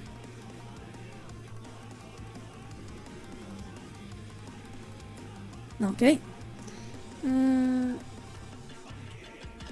What else? Being water elementals, when they are corrupted by dark element, it is the same as the water of the natural world being corrupted by the dark element. Okay, thanks, Wiki. I didn't get any of that. Their water jugs are originally full of pure sacred water with no stagnation, but as they become completely clouded with demonic energy, so too does the water in their jug becomes murky, being blended with demonic energy. As for humans who drink this water corrupted by demonic energy, if it's a man, then he transforms into an incubus, and if it's a woman, then she gradually transforms into a succubus. A true hero, S tier. Okay, be careful to not corrupt your undying wife, it will corrupt you back.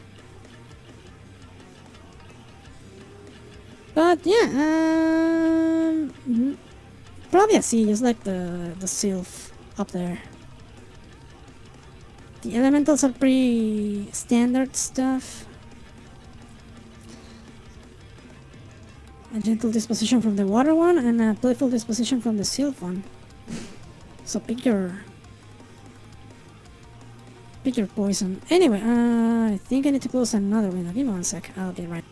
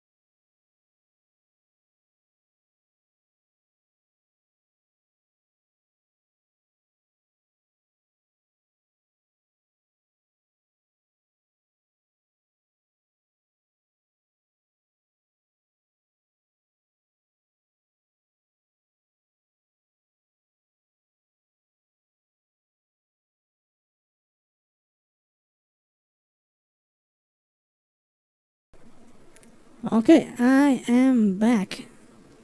So there's actually super windy outside, and the living room window was open, so I had to close that. Glad you don't miss the other horsey comments. Yeah, Danny never said anything at all. That is true. Could be that YouTube alter or removed it or something. Probably. Welcome back. Thank you. I am back. Okay, moving on. It is cute horsey lady. It's an unicorn. We already saw the bicorn before, so. The unicorn, a type of centaur that lives deep into the forest, is distinguished by its beautiful white coat and a single horn coming out of its forehead. Its graceful personality and gentle behavior are those of a chaste maiden. Speaking of, yeah, Danny predicted it. They make the man like their husband and produce children by him, but unlike other monsters, they never attack and force intercourse. Cool. It's always consensual. They never give themselves to any man but their husband, period. Intercourse with their man is the fulfillment of the oath between husband and wife. So they're the polar opposite of the bicorn, where they have multiple partners. Speaking of nothing, predicted what? Predicted nothing, that's what.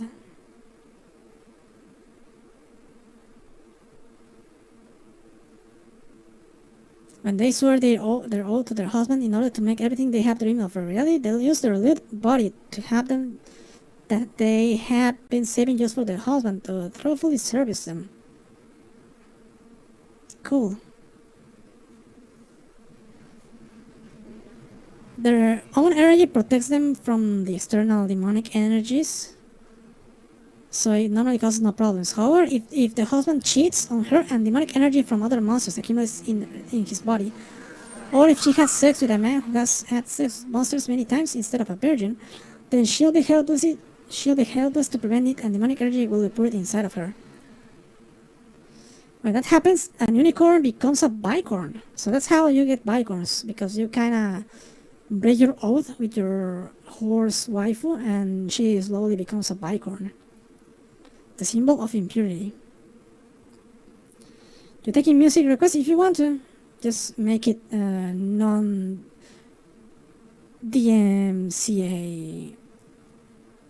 stuff. Alright. So yeah, I have no problem being loyal to my waifu. So, in regard of that, it could be an A. Because you're devoted to you. Yeah, sure, that's an A. Whoa, what happened? Did I disconnect?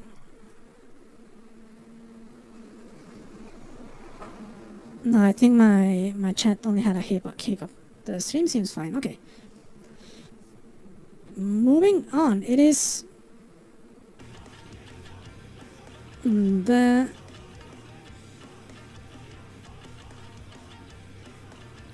what are you? I sent Ushi Oni, I think.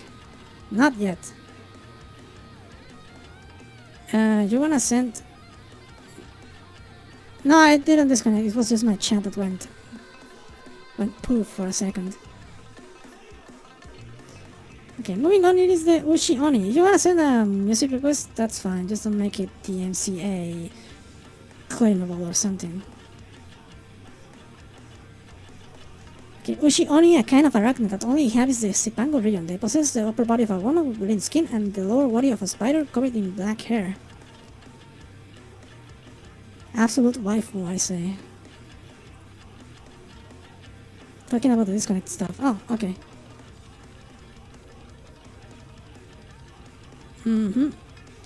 Tainted with immense desire. Thoughts of savagely having intercourse and forcefully with men are always on their mind. So great is their lust that their body is always hotly seething.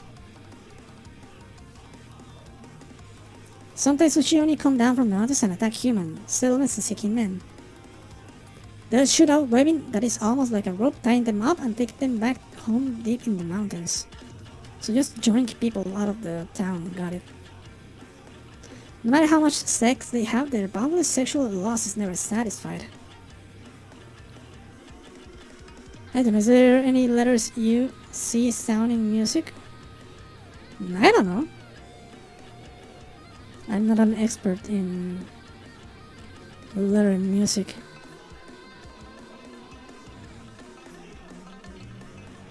Okay, their lust never satisfied. They never get tired of intercourse. And they will thrust their hips relentlessly.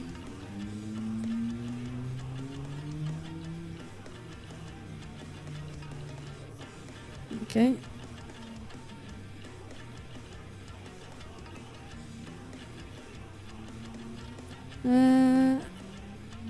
Their blood will corrupt humans, turning them into incubi or another Ushi Oni. So if you go to slay them, be careful to not get bathed in their blood. Hips. Yeah, their hips keep thrusting non-stop.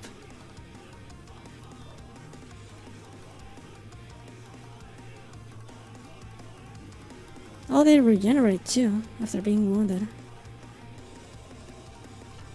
So yeah, basically very snoo spider waifus. Very dangerous, so don't get near them or else you won't ever come back again.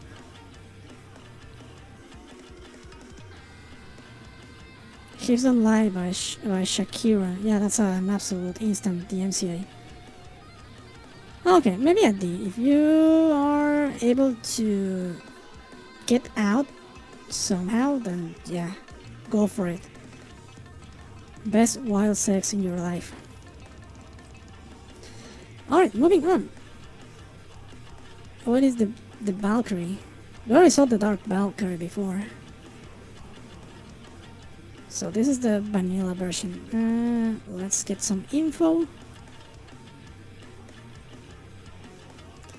Warriors of heaven that serve the gods, a mid-ranked angel that are both valorous and noble in spirit. It is their duty to urge these individuals to awaken as heroes and build up their power. Those who have been encountered by them go on to become great heroes, widely known to the world, and it is purported that after death their souls are lit before the gods. I brought the back. Holy powers galore, yeah.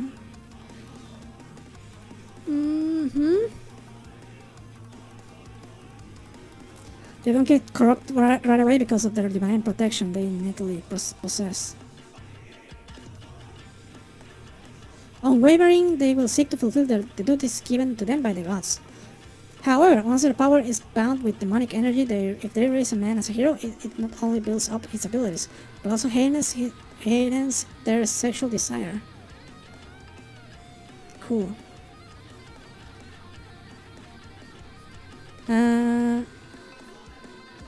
The voice of the gods echoes in their mind, commanding them to receive it, quote unquote. When they get corrupted, this voice will kinda sound weird and give weird instructions instructions to them, it seems. So you have the Dark Valkyrie and the Bright Valkyrie, yeah. These are just in the process of slightly being corrupted. They're not corrupt at all, just slowly getting there. Dual-wield acts to give the man pleasure, and sometimes acts sweetly like a lover.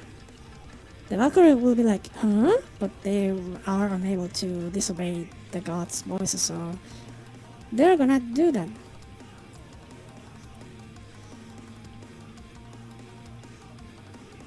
Okay, when spending time having sex with a man in this manner, their true nature as battle mainly affects the man's erotic form.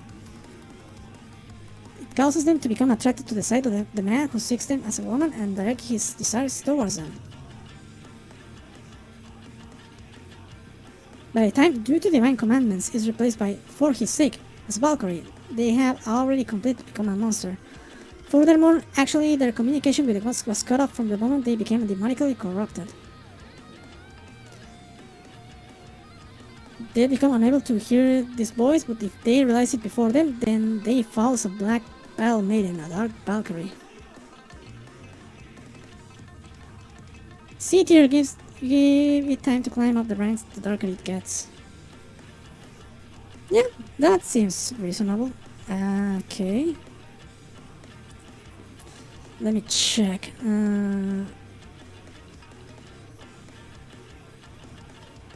Yeah, Dark Valkyrie rates is rated pretty high. I put it in an A tier because of their loyalty to their hero. And the vanilla Valkyrie is not corrupted, but it's slowly getting there. So once they get more corrupted, then she'll raise up in ranks. For now, it's a B for me. C tier, give it time to climb. Yeah, that's the same message. It just appeared twice. Okay. Moving on is the Vamp Mosquito. Who here loves mosquitoes? No person ever said yes to loving mosquitoes. That's not a mosquito, that's an actual vampire. Give me one sec, the pig isn't showing up. There you go. Now we can read. Where are you? Wiki, there you go. They bite humans and suck their blood. They have meticulously cunning personalities. They will fly around the air for a while and wait for the perfect moment to strike down their prey. The wings make a distinctly buzzing noise during flight that disturbs the hearts of those who hear it. The person will lose concentration and get distracted.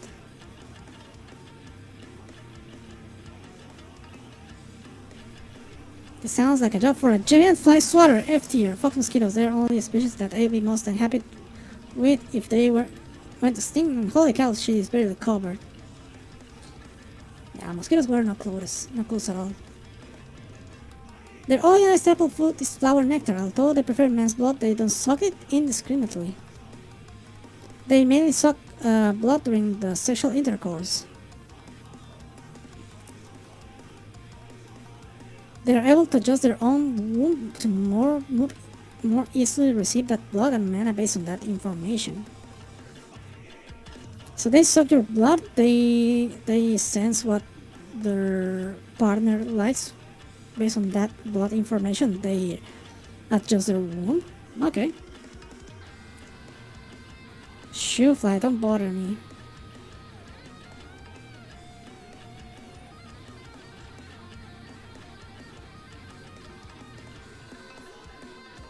So yeah, they're gonna suck you in two ways just to make more mosquitoes. The bite mark will come like an erogenous zone, one that only reacts to the one who sucked the blood. Alright. I understand entirely, but again, there are mosquitoes, and mosquitoes Z tier. Yeah, we gotta make another tier down here. But no, I don't wanna get my my body stung by a mosquito bite. Those are annoying and the buzzing is just unbearable. They could be easily removed from the food chain and they contribute nothing but annoyance and disease in the World War, yeah. There is no benefits in having mosquitoes around. Anyway, moving on. Now, wait, I actually had to pick here. Let me remove this one here, and we have the vampire. Just that.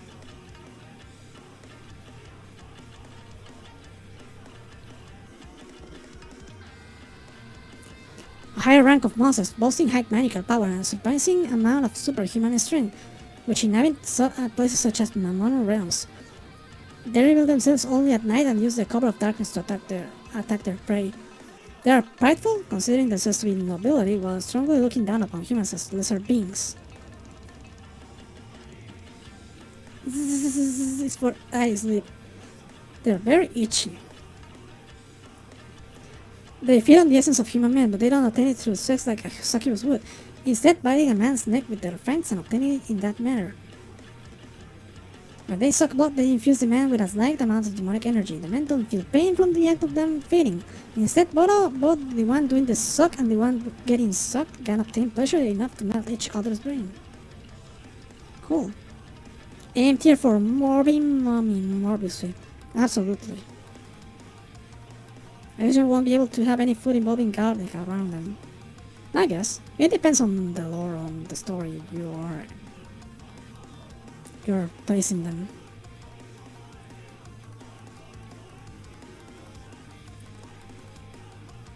Okay, so blood will make them absolutely aroused.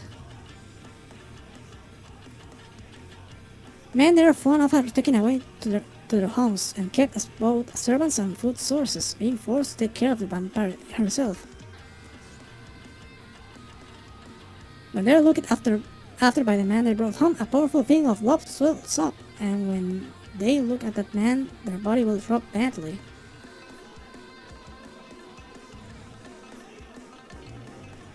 A man who lives as their servant is infused with demonic energy every time the vampire feeds, eventually being transformed into an incubi.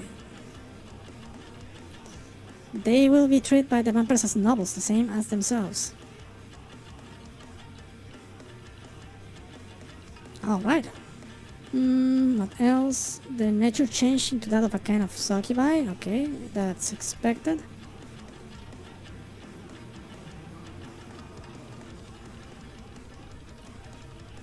Now, and I remind if they are such a garlic lover that they call me war in some countries. It doesn't say they are weak of garlic here, so I doubt that's gonna be one of them. Oh, never mind. There's the garlic here. Let's read the weaknesses. Under the sun's rays, their physical abilities are weakened to the degree of an ordinary human girl, and just from touching fresh water, a powerful numbing pleasure will course through their body. Additionally, as they are weak to garlic, and just smell it will diminish their reasoning abilities, and render them unable to think straight, so they become super dumb when eating garlic.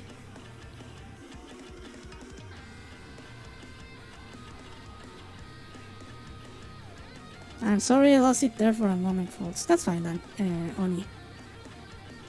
Or want to put it in their mouth, their rationality will completely disappear and they will end up going wild and seeking pleasure just like the original variety of succubus. Yeah, I didn't notice anything at all, Oni. You're fine. But yeah, feed your vampires some garlic to make them super dumb.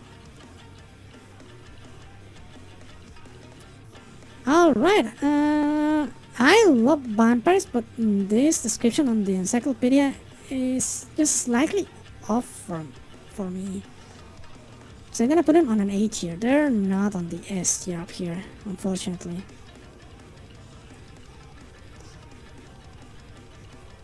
Anyway, moving on is the Wendigo.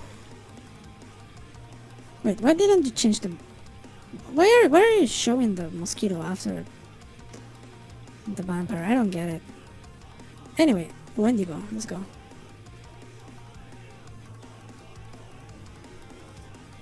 almost there. Only a few more to go. The rest of beastmen with a strange mode of life that live in villages hidden by blizzards.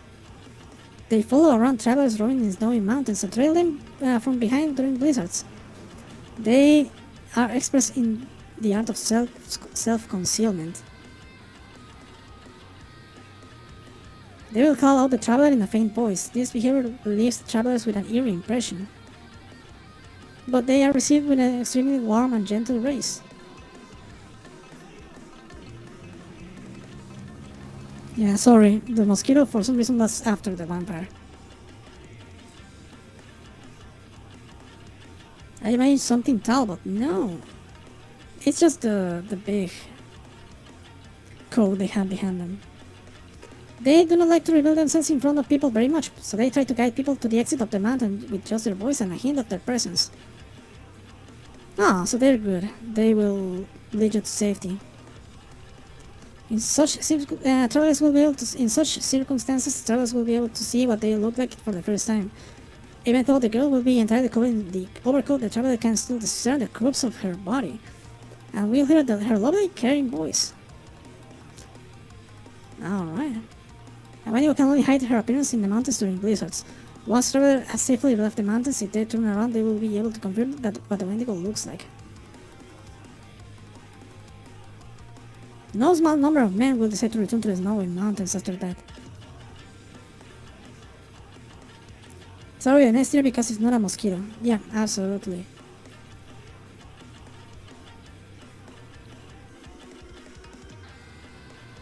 Married individuals appear. When they return, they will be able to hear the voice of a girl calling out of them. A strange amount of heat will gather in their nether regions, and they will become able to be active even in the middle of the blizzard. So, travelers will, with the power of Horny itself, will be able to face off a blizzard just to find that Wendigo again. Amazing. The power of Horny is stronger than anything. Married individuals appear clad in an overcoat that is way bigger than their body, as in the illustration. Alright. So they're basically guides that will take you out of the snowy mountains, so they're not bad at all. They're pretty good individuals. I'm gonna put them on a C tier because the design is not for me. Wait, where did it go? Wendigo? Wait, where is the Wendigo? Huh? Wait, where did it go?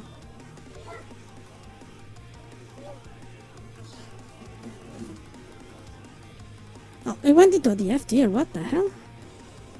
I put it on a C, not the F.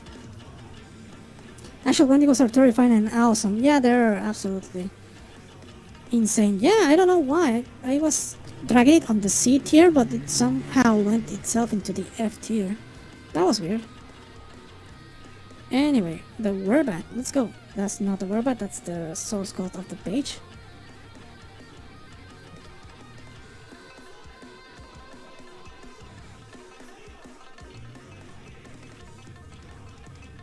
Beastmen with mat-like features live in caves and other dark places. They hang upside down from the ceiling in places with limited visibility and patiently wait for travelers to pass by.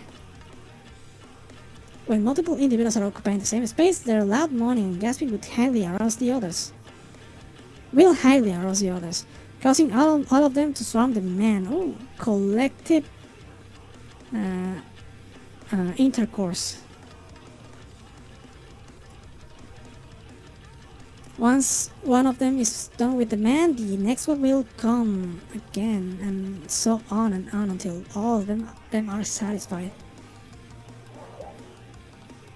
They are vulnerable to lights. If brought into a brightly lit area, they will turn cowardly and are effectively helpless. Alright, basic monster stuff. Just monsterized bats. Not too dangerous, not too spicy. I'm gonna put him on a C. Subat, yeah.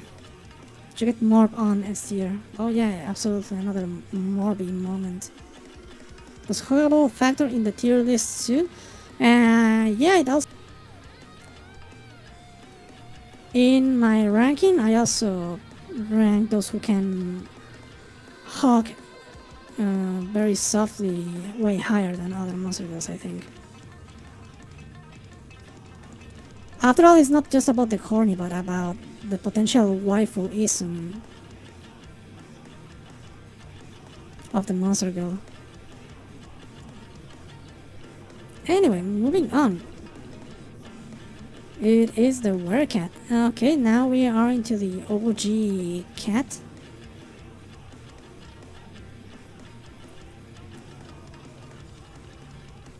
Yeah, flexible, strong bodies are talented when it comes to springing an unsuspecting victim.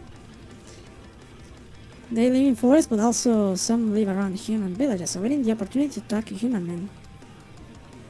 Just like cats, they have capricious personalities. One moment they take in a friendly attitude, then suddenly assume a sulky attitude. However, they are creatures whose body speaks louder than their mouths. If their tail is straight up and their eyes downcast and avoiding contact with yours during a conversation, it means the werecat wishes to be loved, even though her mouth might say otherwise. They're not very dangerous, but when they go into heat, which happens periodically, they'll become extremely ferocious, and when they spot a human man, they'll attack them sexually. And every heat period will get shorter. That's why you don't spoil them too much, or else they'll just be in heat all the time.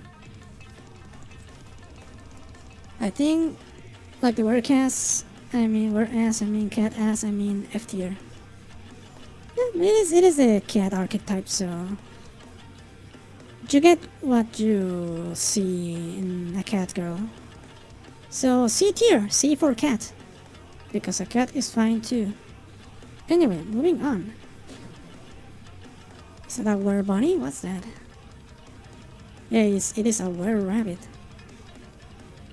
Can you clip their nails? Do you wanna try to clip their nails? I wouldn't. Okay, they are docile compared to the other were beasts and are friendly towards humans. They tend to be cheerful and extremely curious.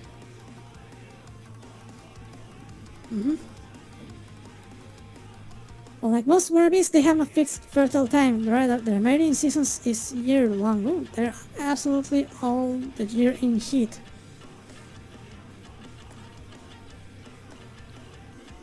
A were-rabbit will greet any man she encounters. If the traveler returns the greeting in a friendly manner, she may take a liking to him. At which point, the impatient were-rabbit will push him to the ground and take him on the spot.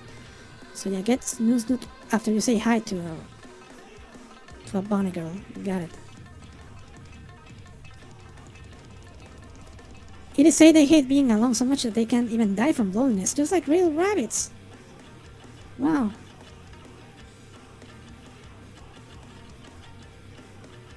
They'll move their bodies intimately close and found to the human, seeking sex, which allows them to be as close as possible to him. This is purely a rumor, but if you follow a were-rabbit without being noticed when she is hopping around aimlessly, it is said that sometimes you will arrive at a place called Wonderland around with her. We always saw a lot of monsters from Wonderland, so if you wanna go there, just follow the rabbit. Alright, I like fluffy and like bunny ears. Again, standard monster girl, mostly bunny than anything else, but yeah, it's a C tier. C for bunny. Moving on, it is the worship. Wait.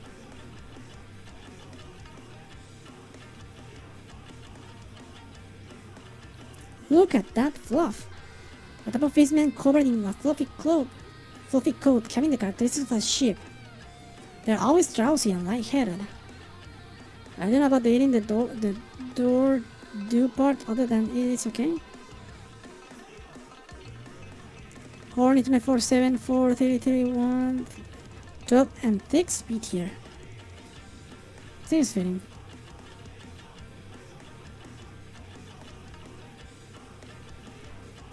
When they find a human man, they make gentle smiles, though happy from the bottom of their hearts, and slowly head over to the man and gently embrace him. affectionately rubbing their fluffy body all over the man. If it were some other monster, this is when the man would get violently knocked down and snoo-snoot, and the monster will deliciously receive his mana. But the way they happily embrace the man doesn't give up that feeling at all. The wool that their body is covered in contains sleep magic. After being embraced and having the coat rubbed all over him, the man will become with the same kind of light-headed drowsiness as them. And when his thinking starts to get hazy, they will slowly remove his clothing. Yep, that's what I do when I get sleepy. I just get slowly naked and then go sleep. Shape Girl says less. Plus. Then he broke the chart. Alright. They also fall asleep in the same way while joined with the man upon experiencing the pleasant sensation of the man's mana filling their body. So yeah, just sleep after sex. Got it.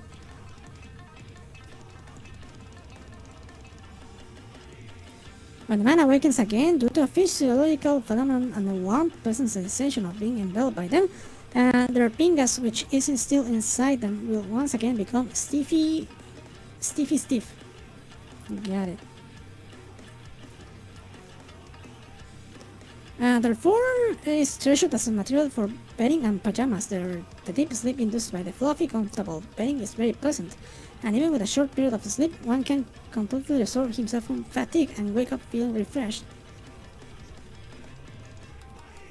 They are normally docile because of the fur. Without this fur, they are released from the sleep magic and they will fully exhibit their original lustful and greedy nature. So the fur is basically a limiter for them. Free wool, not a bad trade. Absolutely, you can make a business with pillows and beds. And yeah, have a fluffy waifu hugging you all the time. But yeah, do not remove all the fluffy or else they'll become non-sleepy and then become super wild. Be careful with that. In that regard, they are maybe better than the regular basic monster girls, so a bee seems fine. Alright, moving on is the werewolf.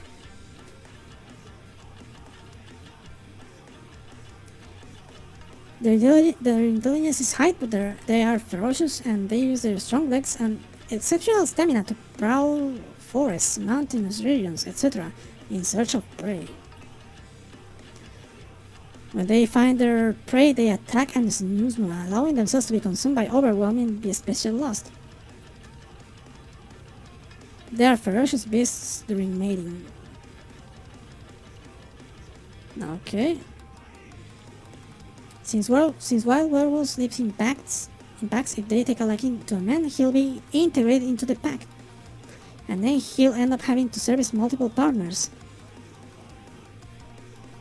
Maybe one super wild and bad bald sheep. Well, if you're into that, that may be a super S tier for you.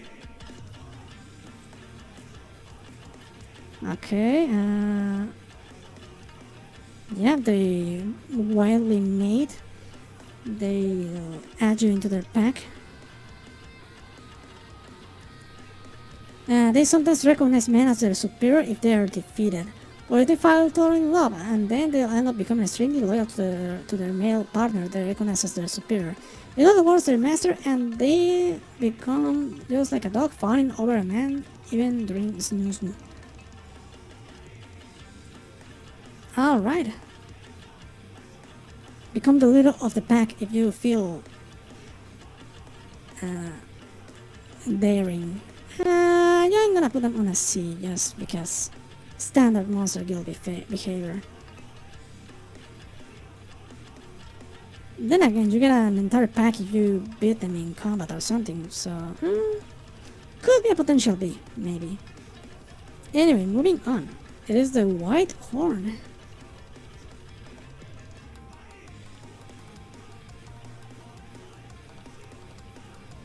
They are centaurs that inhabit the cold region, distinguished by having large horns. which tips that are stained white like snow. They have a great amount of body hair compared to other Centaur family monsters, and excel at walking in snow despite having a large half-human, half-horse body. They make themselves flush to prevent getting frozen.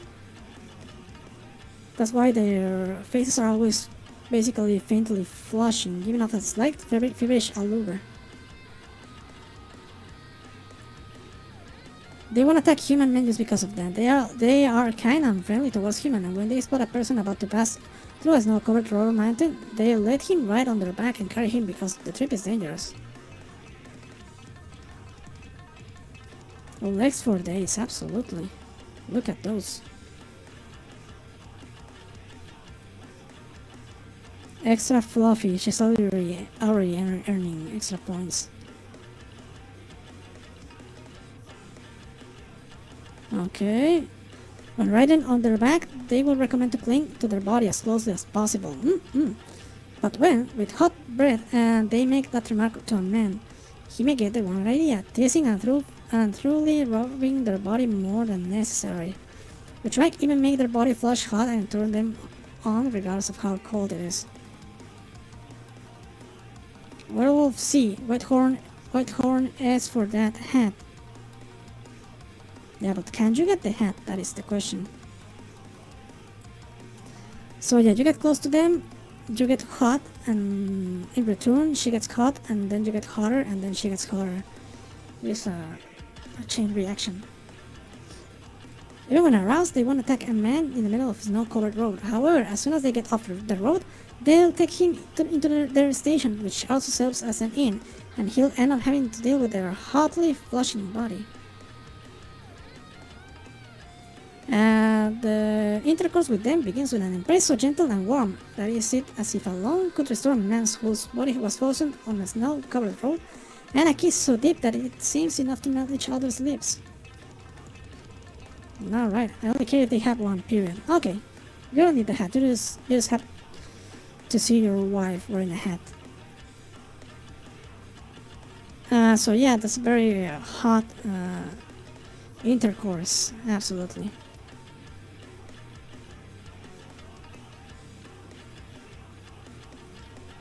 It's all about hot, hot, hot, hot, hot, so in that regard it's a hot, steamy embrace for me. Alright, moving on, it is the white. On that rests from the courses of fierce superior individuals such as royal and heroes. They are high-rank undead that control numerous other undeads, and those powerful whites that have rule over an especially great number of undeads sometimes create demon realms of everlasting night known as undead kingdoms. Interesting. It's all about hat. It's all about TF2. They behave with elegance and dignity, but their bodies are full of lust and they look at human men with raw passion in their eyes. They have a devilish nature. They will desire to win their favor and try to become theirs on their own. Most of them rarely show themselves in a human domain, secluding themselves in a world of everlasting night. So, very elegant zombos.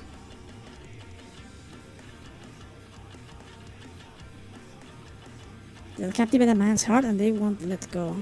They can steal almost all of the person's essence by just touching them.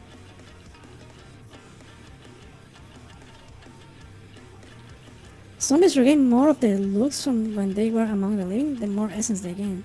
They can even surpass their former beauty. Whites, which were beautiful to begin with, are even more remarkable, and as they have repeated intercourse with their partners, their body and soul become stained with the essence of their beloved. Nice. What? Cat, you scared me. It is said that zombies may transform into whites by having frequent intercourse with their husbands, sipping essence and storing it up vast demonic energy. Cool. Raw passion, I prefer cooked passion. How about halfway done passion? I guess there would be some white knighting going on. Yeah, absolutely.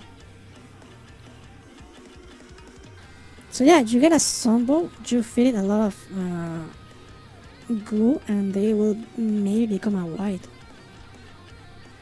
They're elegant and they are cute, and they are the leaders of an entire undead kingdom, so a bee seems fine. Okay, moving on. There's only a few left. I can't believe we're almost done. It is the Will o' the Wisp. Let's go. It's an undead monster that results from a fusion of demonic energy with the soul of a person that has died alone. Raging flames of jealousy run through their body, and they wear something like a cage around their body to hold the flames in. They are ferocious monsters. They are extremely jealous of the living, especially lovers or married couples that seem to be happy. They have a sick obsession with men. When they capture a man, they will shut him inside their own cage. The sex will be intense and relentless. They will adhere closely to a man's body and continue fondling him all way long without growing tired of it. They hate the thought of his pingas leaving their vajayjays, so they transform their cage to bind him to ensure that he cannot escape. So they will not only capture your body, but they will also capture your pingas. Also, you can get over those blue chicken legs. Yeah, they're kinda funny.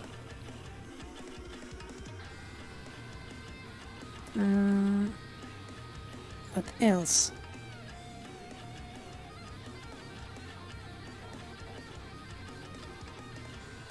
When their body is filled with the warm essence, they realize that they are not alone. Their once empty hearts become filled with warmth and ecstasy. They will end up continuing to have sex with them as their husband for eternity.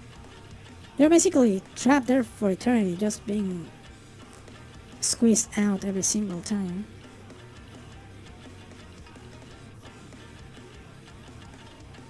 They also trap their souls if they find them.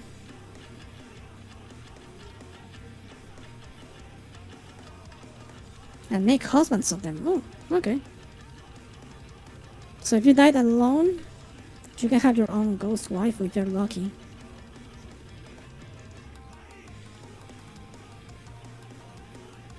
If a couple is intimately making love, they will get jealous of it and fawn on their husband, as if to indicate that they would like to do the same. Yeah, their jealous nature will not go away. Okay, they are kinda cute. I like the flames going on, but the clinginess is minus points for me, so I'm gonna put them on a seat here. Okay, next up it is the... Is that the witch? It is the witch. The classic. A type of magic possessing high magical energy and the ability to cast a variety of spells. They were human women, but they were lured into receiving a Baphomet's power and becoming monsters by various temptations such as eternal youth and high magical power. They all uniformly have the appearance of young girls, and they never age any further than that. Okay, these are your lowly spellcaster wives.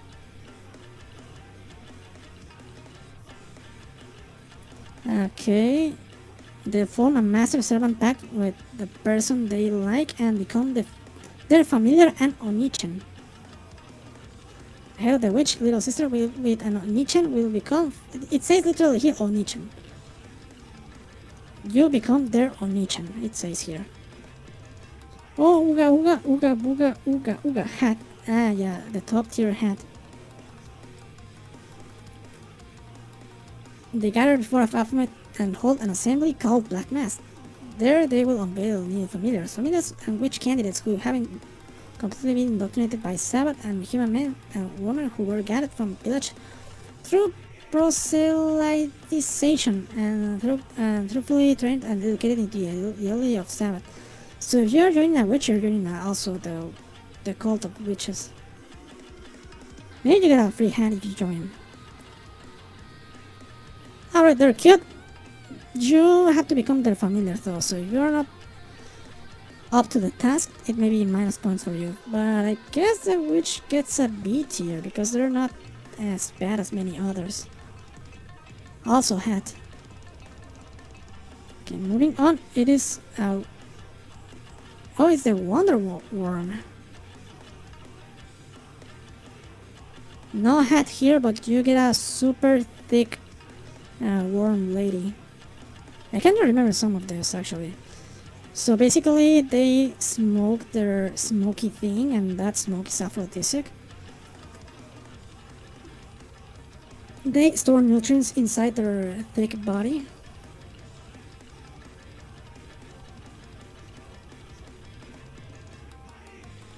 They tend to grow much larger compared to the original race and are easily end up in the voluptuous figure. They got a pipe, hell yeah, S tier. Yeah, it's basically a green worm that didn't develop as a green worm, but it kept getting nutrients in her thick lower body and vulva.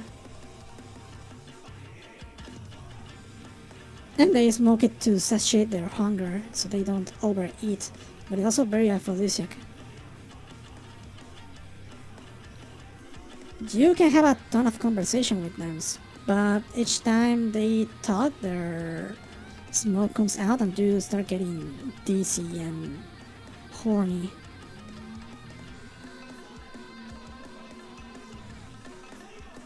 Yeah, they have little appetite, but that appetite is replaced by horniness.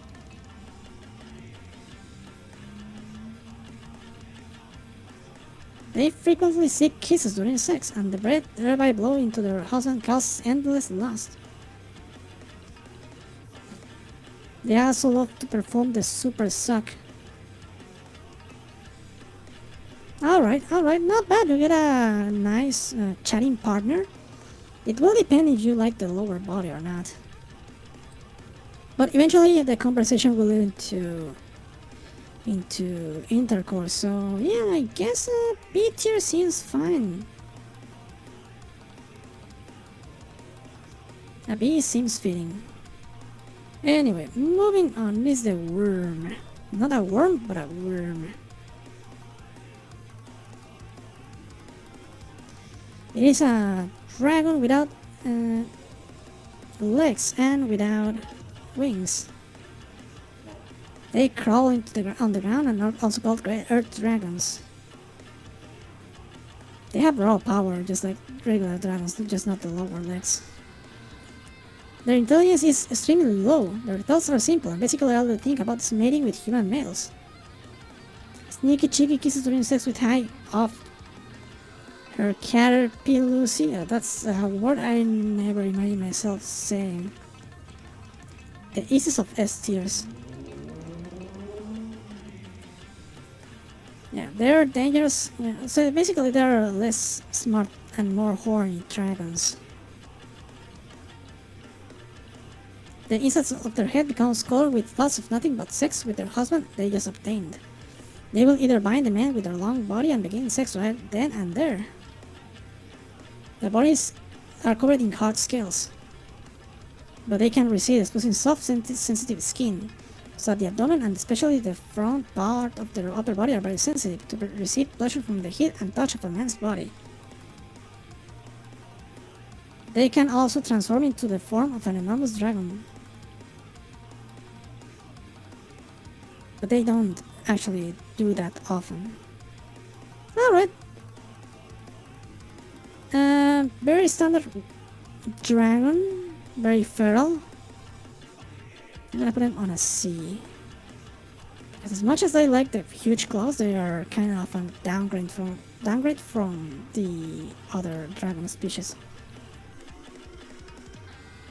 So yeah, the next up is the wyvern.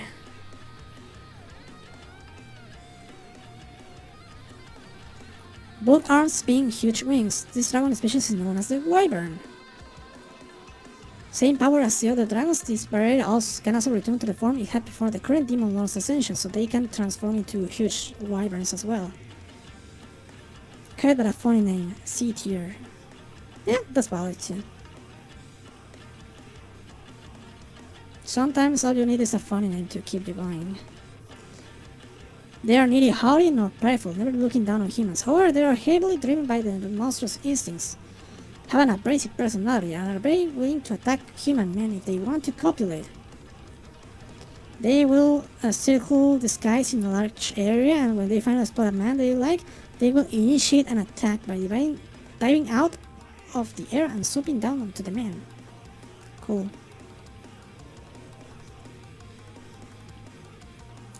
Knights called dragoons are known to use dragons as their mount instead of regular horses. While dragons lend their name to the dragoons, the lack of their typical draconic haughtiness in wyverns means that they are actually the more common mount amongst dragon knights. So dragoons in this universe do not actually ride dragons, but they actually ride wyverns. Interesting. They can be kind of difficult to manage. Even a married couple can find it difficult to manage their duties as knight and mount. There will be a struggle about whom the superior is and who will be mounted, quote unquote. If you fail your persuasion check, you will get snoozed instead.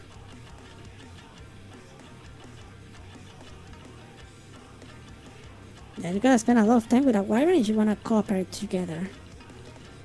Dragon Guild, she's the monster guild ever. I don't know, C tier. They're better than the worms, so I'm gonna put them on a B tier. You can reason with them and you can ride them, literally both ways. Kinda on the same tier as Dragon actually, but more spicy I guess. Alright, moving on. Next up it is the very fluffy lady, it's the Yeti. Look at that fluffiness. They live in the snowy mountain areas. They are clad in layers of fluffy white fur. It's impossible for them to not feel the frigid cold of their homes. Despite this, they are still able to continue moving around in even the most fierce of blizzards. So they do get cold, but they are used to it. They are a kind-hearted race. If they see a traveler in distress during a snowstorm, they approach his frozen body and hug him. Oh. Using their high body temperature to warm him back up. Hugs that save. These girls have a strong desire to hug those around them and will get their cuddles one way or another. You can't escape their hugs. And you will find these girls to be very affectionate and cuddly. For them, these hugs are a form of courtship. Generally, they are fairly proactive when pursuing a man since they are monsters, targeting men depending on their reaction to being embraced and cuddled by their fluffy arms. Yeti is basically a watered-down sheep girl. Plus. Their hug is returned, the girls will be happy and declare their intentions to the men.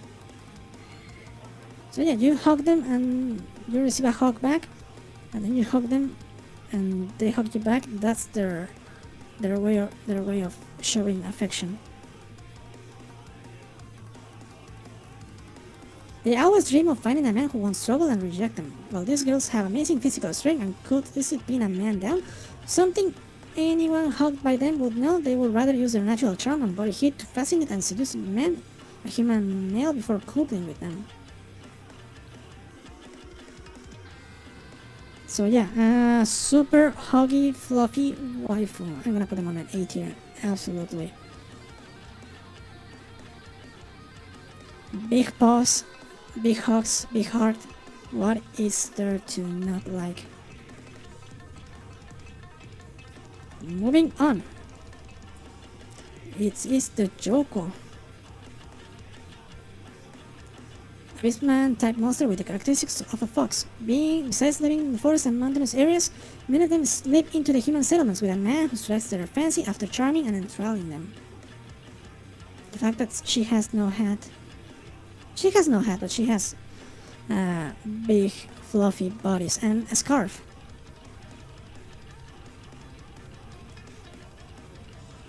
The Yokos are particularly lustful even among them. Even among other monsters, I mean. They aggressively attack, having wild and obscene snooze with them. Their level of lust is proportional to how many tails they have. With only one single tail, they are not much different from other monsters. But as their tails increase in numbers, their mind becomes occupied with lots of pleasure and sex with men. By the time they reach 9 tails, they end up thinking mostly about having intercourse with men. Whether awake or sleeping, they're unstoppable.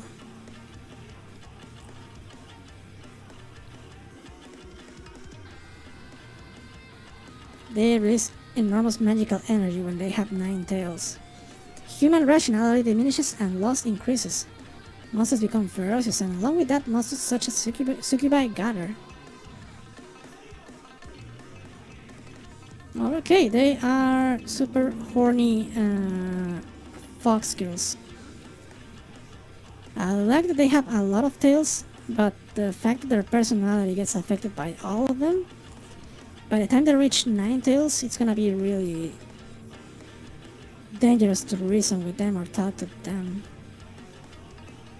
Still, very hot. Very good stuff. Okay, next up is the Yuki Onna, the classic ice spirit. Okay. So you have a built-in horny meter, yeah.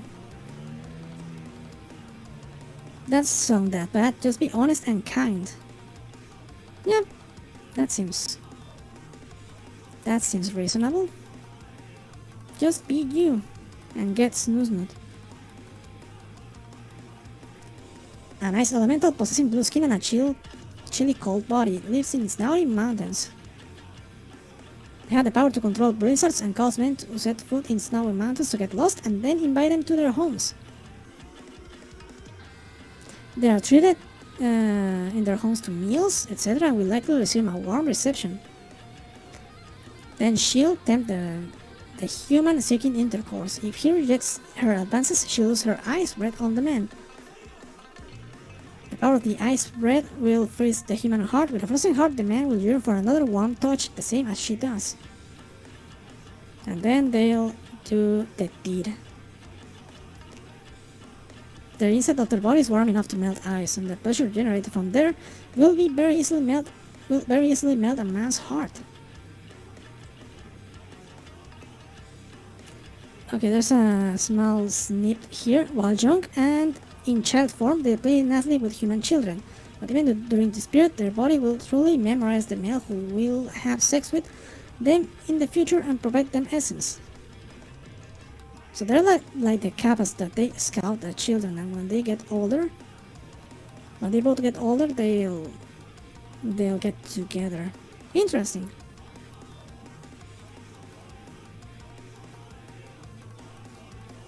I guess one thing you get from a Yuki Onna is a cold reception. Absolutely. Cold reception and warm meal. In both ways.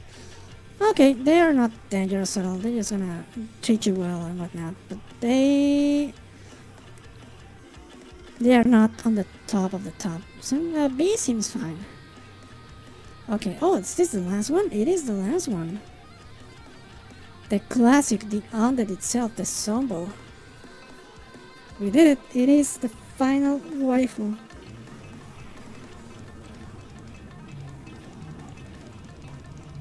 An undead type monster that is a human corpse reanimated by demonic energy. Although they retain their memories from when they were human, their intelligence and reason are diminished. They are mostly guided by instinct. The decay of their bodies is suppressed by demonic energy, and even in the case of a messed up corpse with horrible wounds, becoming a zombie will restore the body to a certain degree.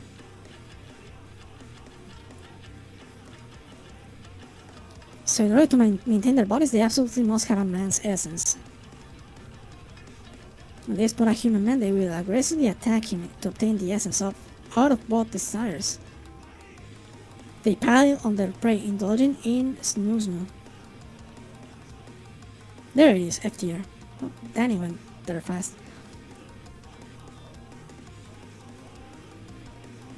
Okay, once they get essence, the visible wounds will heal. And when they get enough, they won't look as different as a regular human. But their brain capabilities pretty much remains the same simple-minded monster girl. It is even possible for them to have children when restored enough. But the children born will also be zombie. Z tier. People have gone like Roddy Tops from Shantae and the zombie from Monster Musume as waifus. Oh yeah, the Monster Musume Zombina, yeah, she is absolute waifu.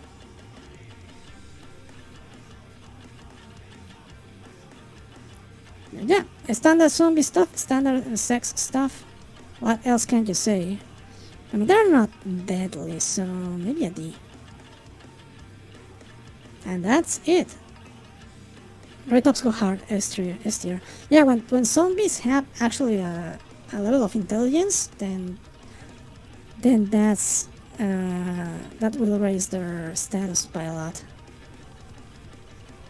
But when they're kind of mindless bodies going around, then eh, not interested.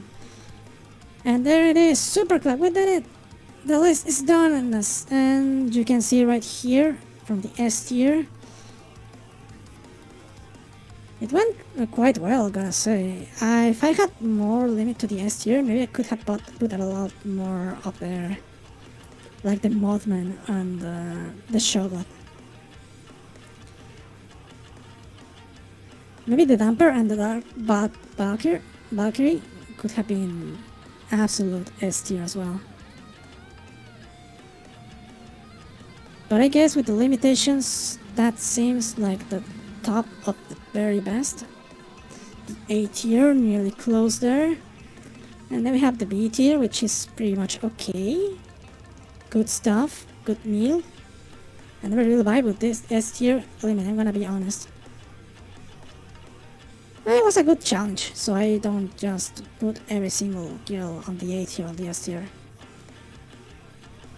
Okay, the C tier that is like, maybe it might be fun. The D tier that is like, okay, maybe once and then leave and never think about it again. And the absolute no tier for me. That's it, we did it. Every single Monster Guild Encyclopedia waifu classified. According to me, of course.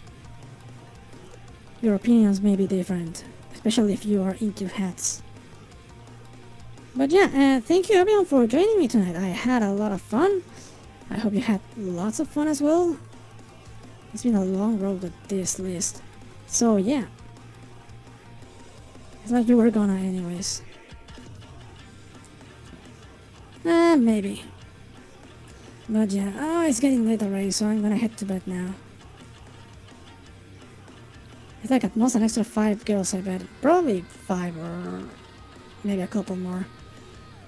Monster girls just move my heart too much. Let's say if I had to put more S tier girls here, I would put maybe the Dark Valkyrie, the Vampire,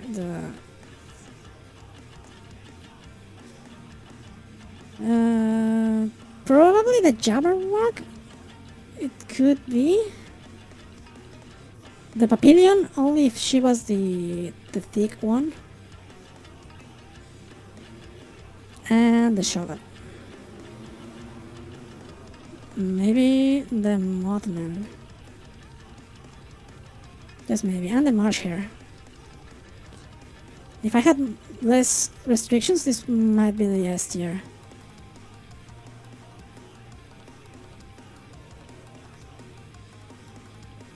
But yeah, let's put them back here.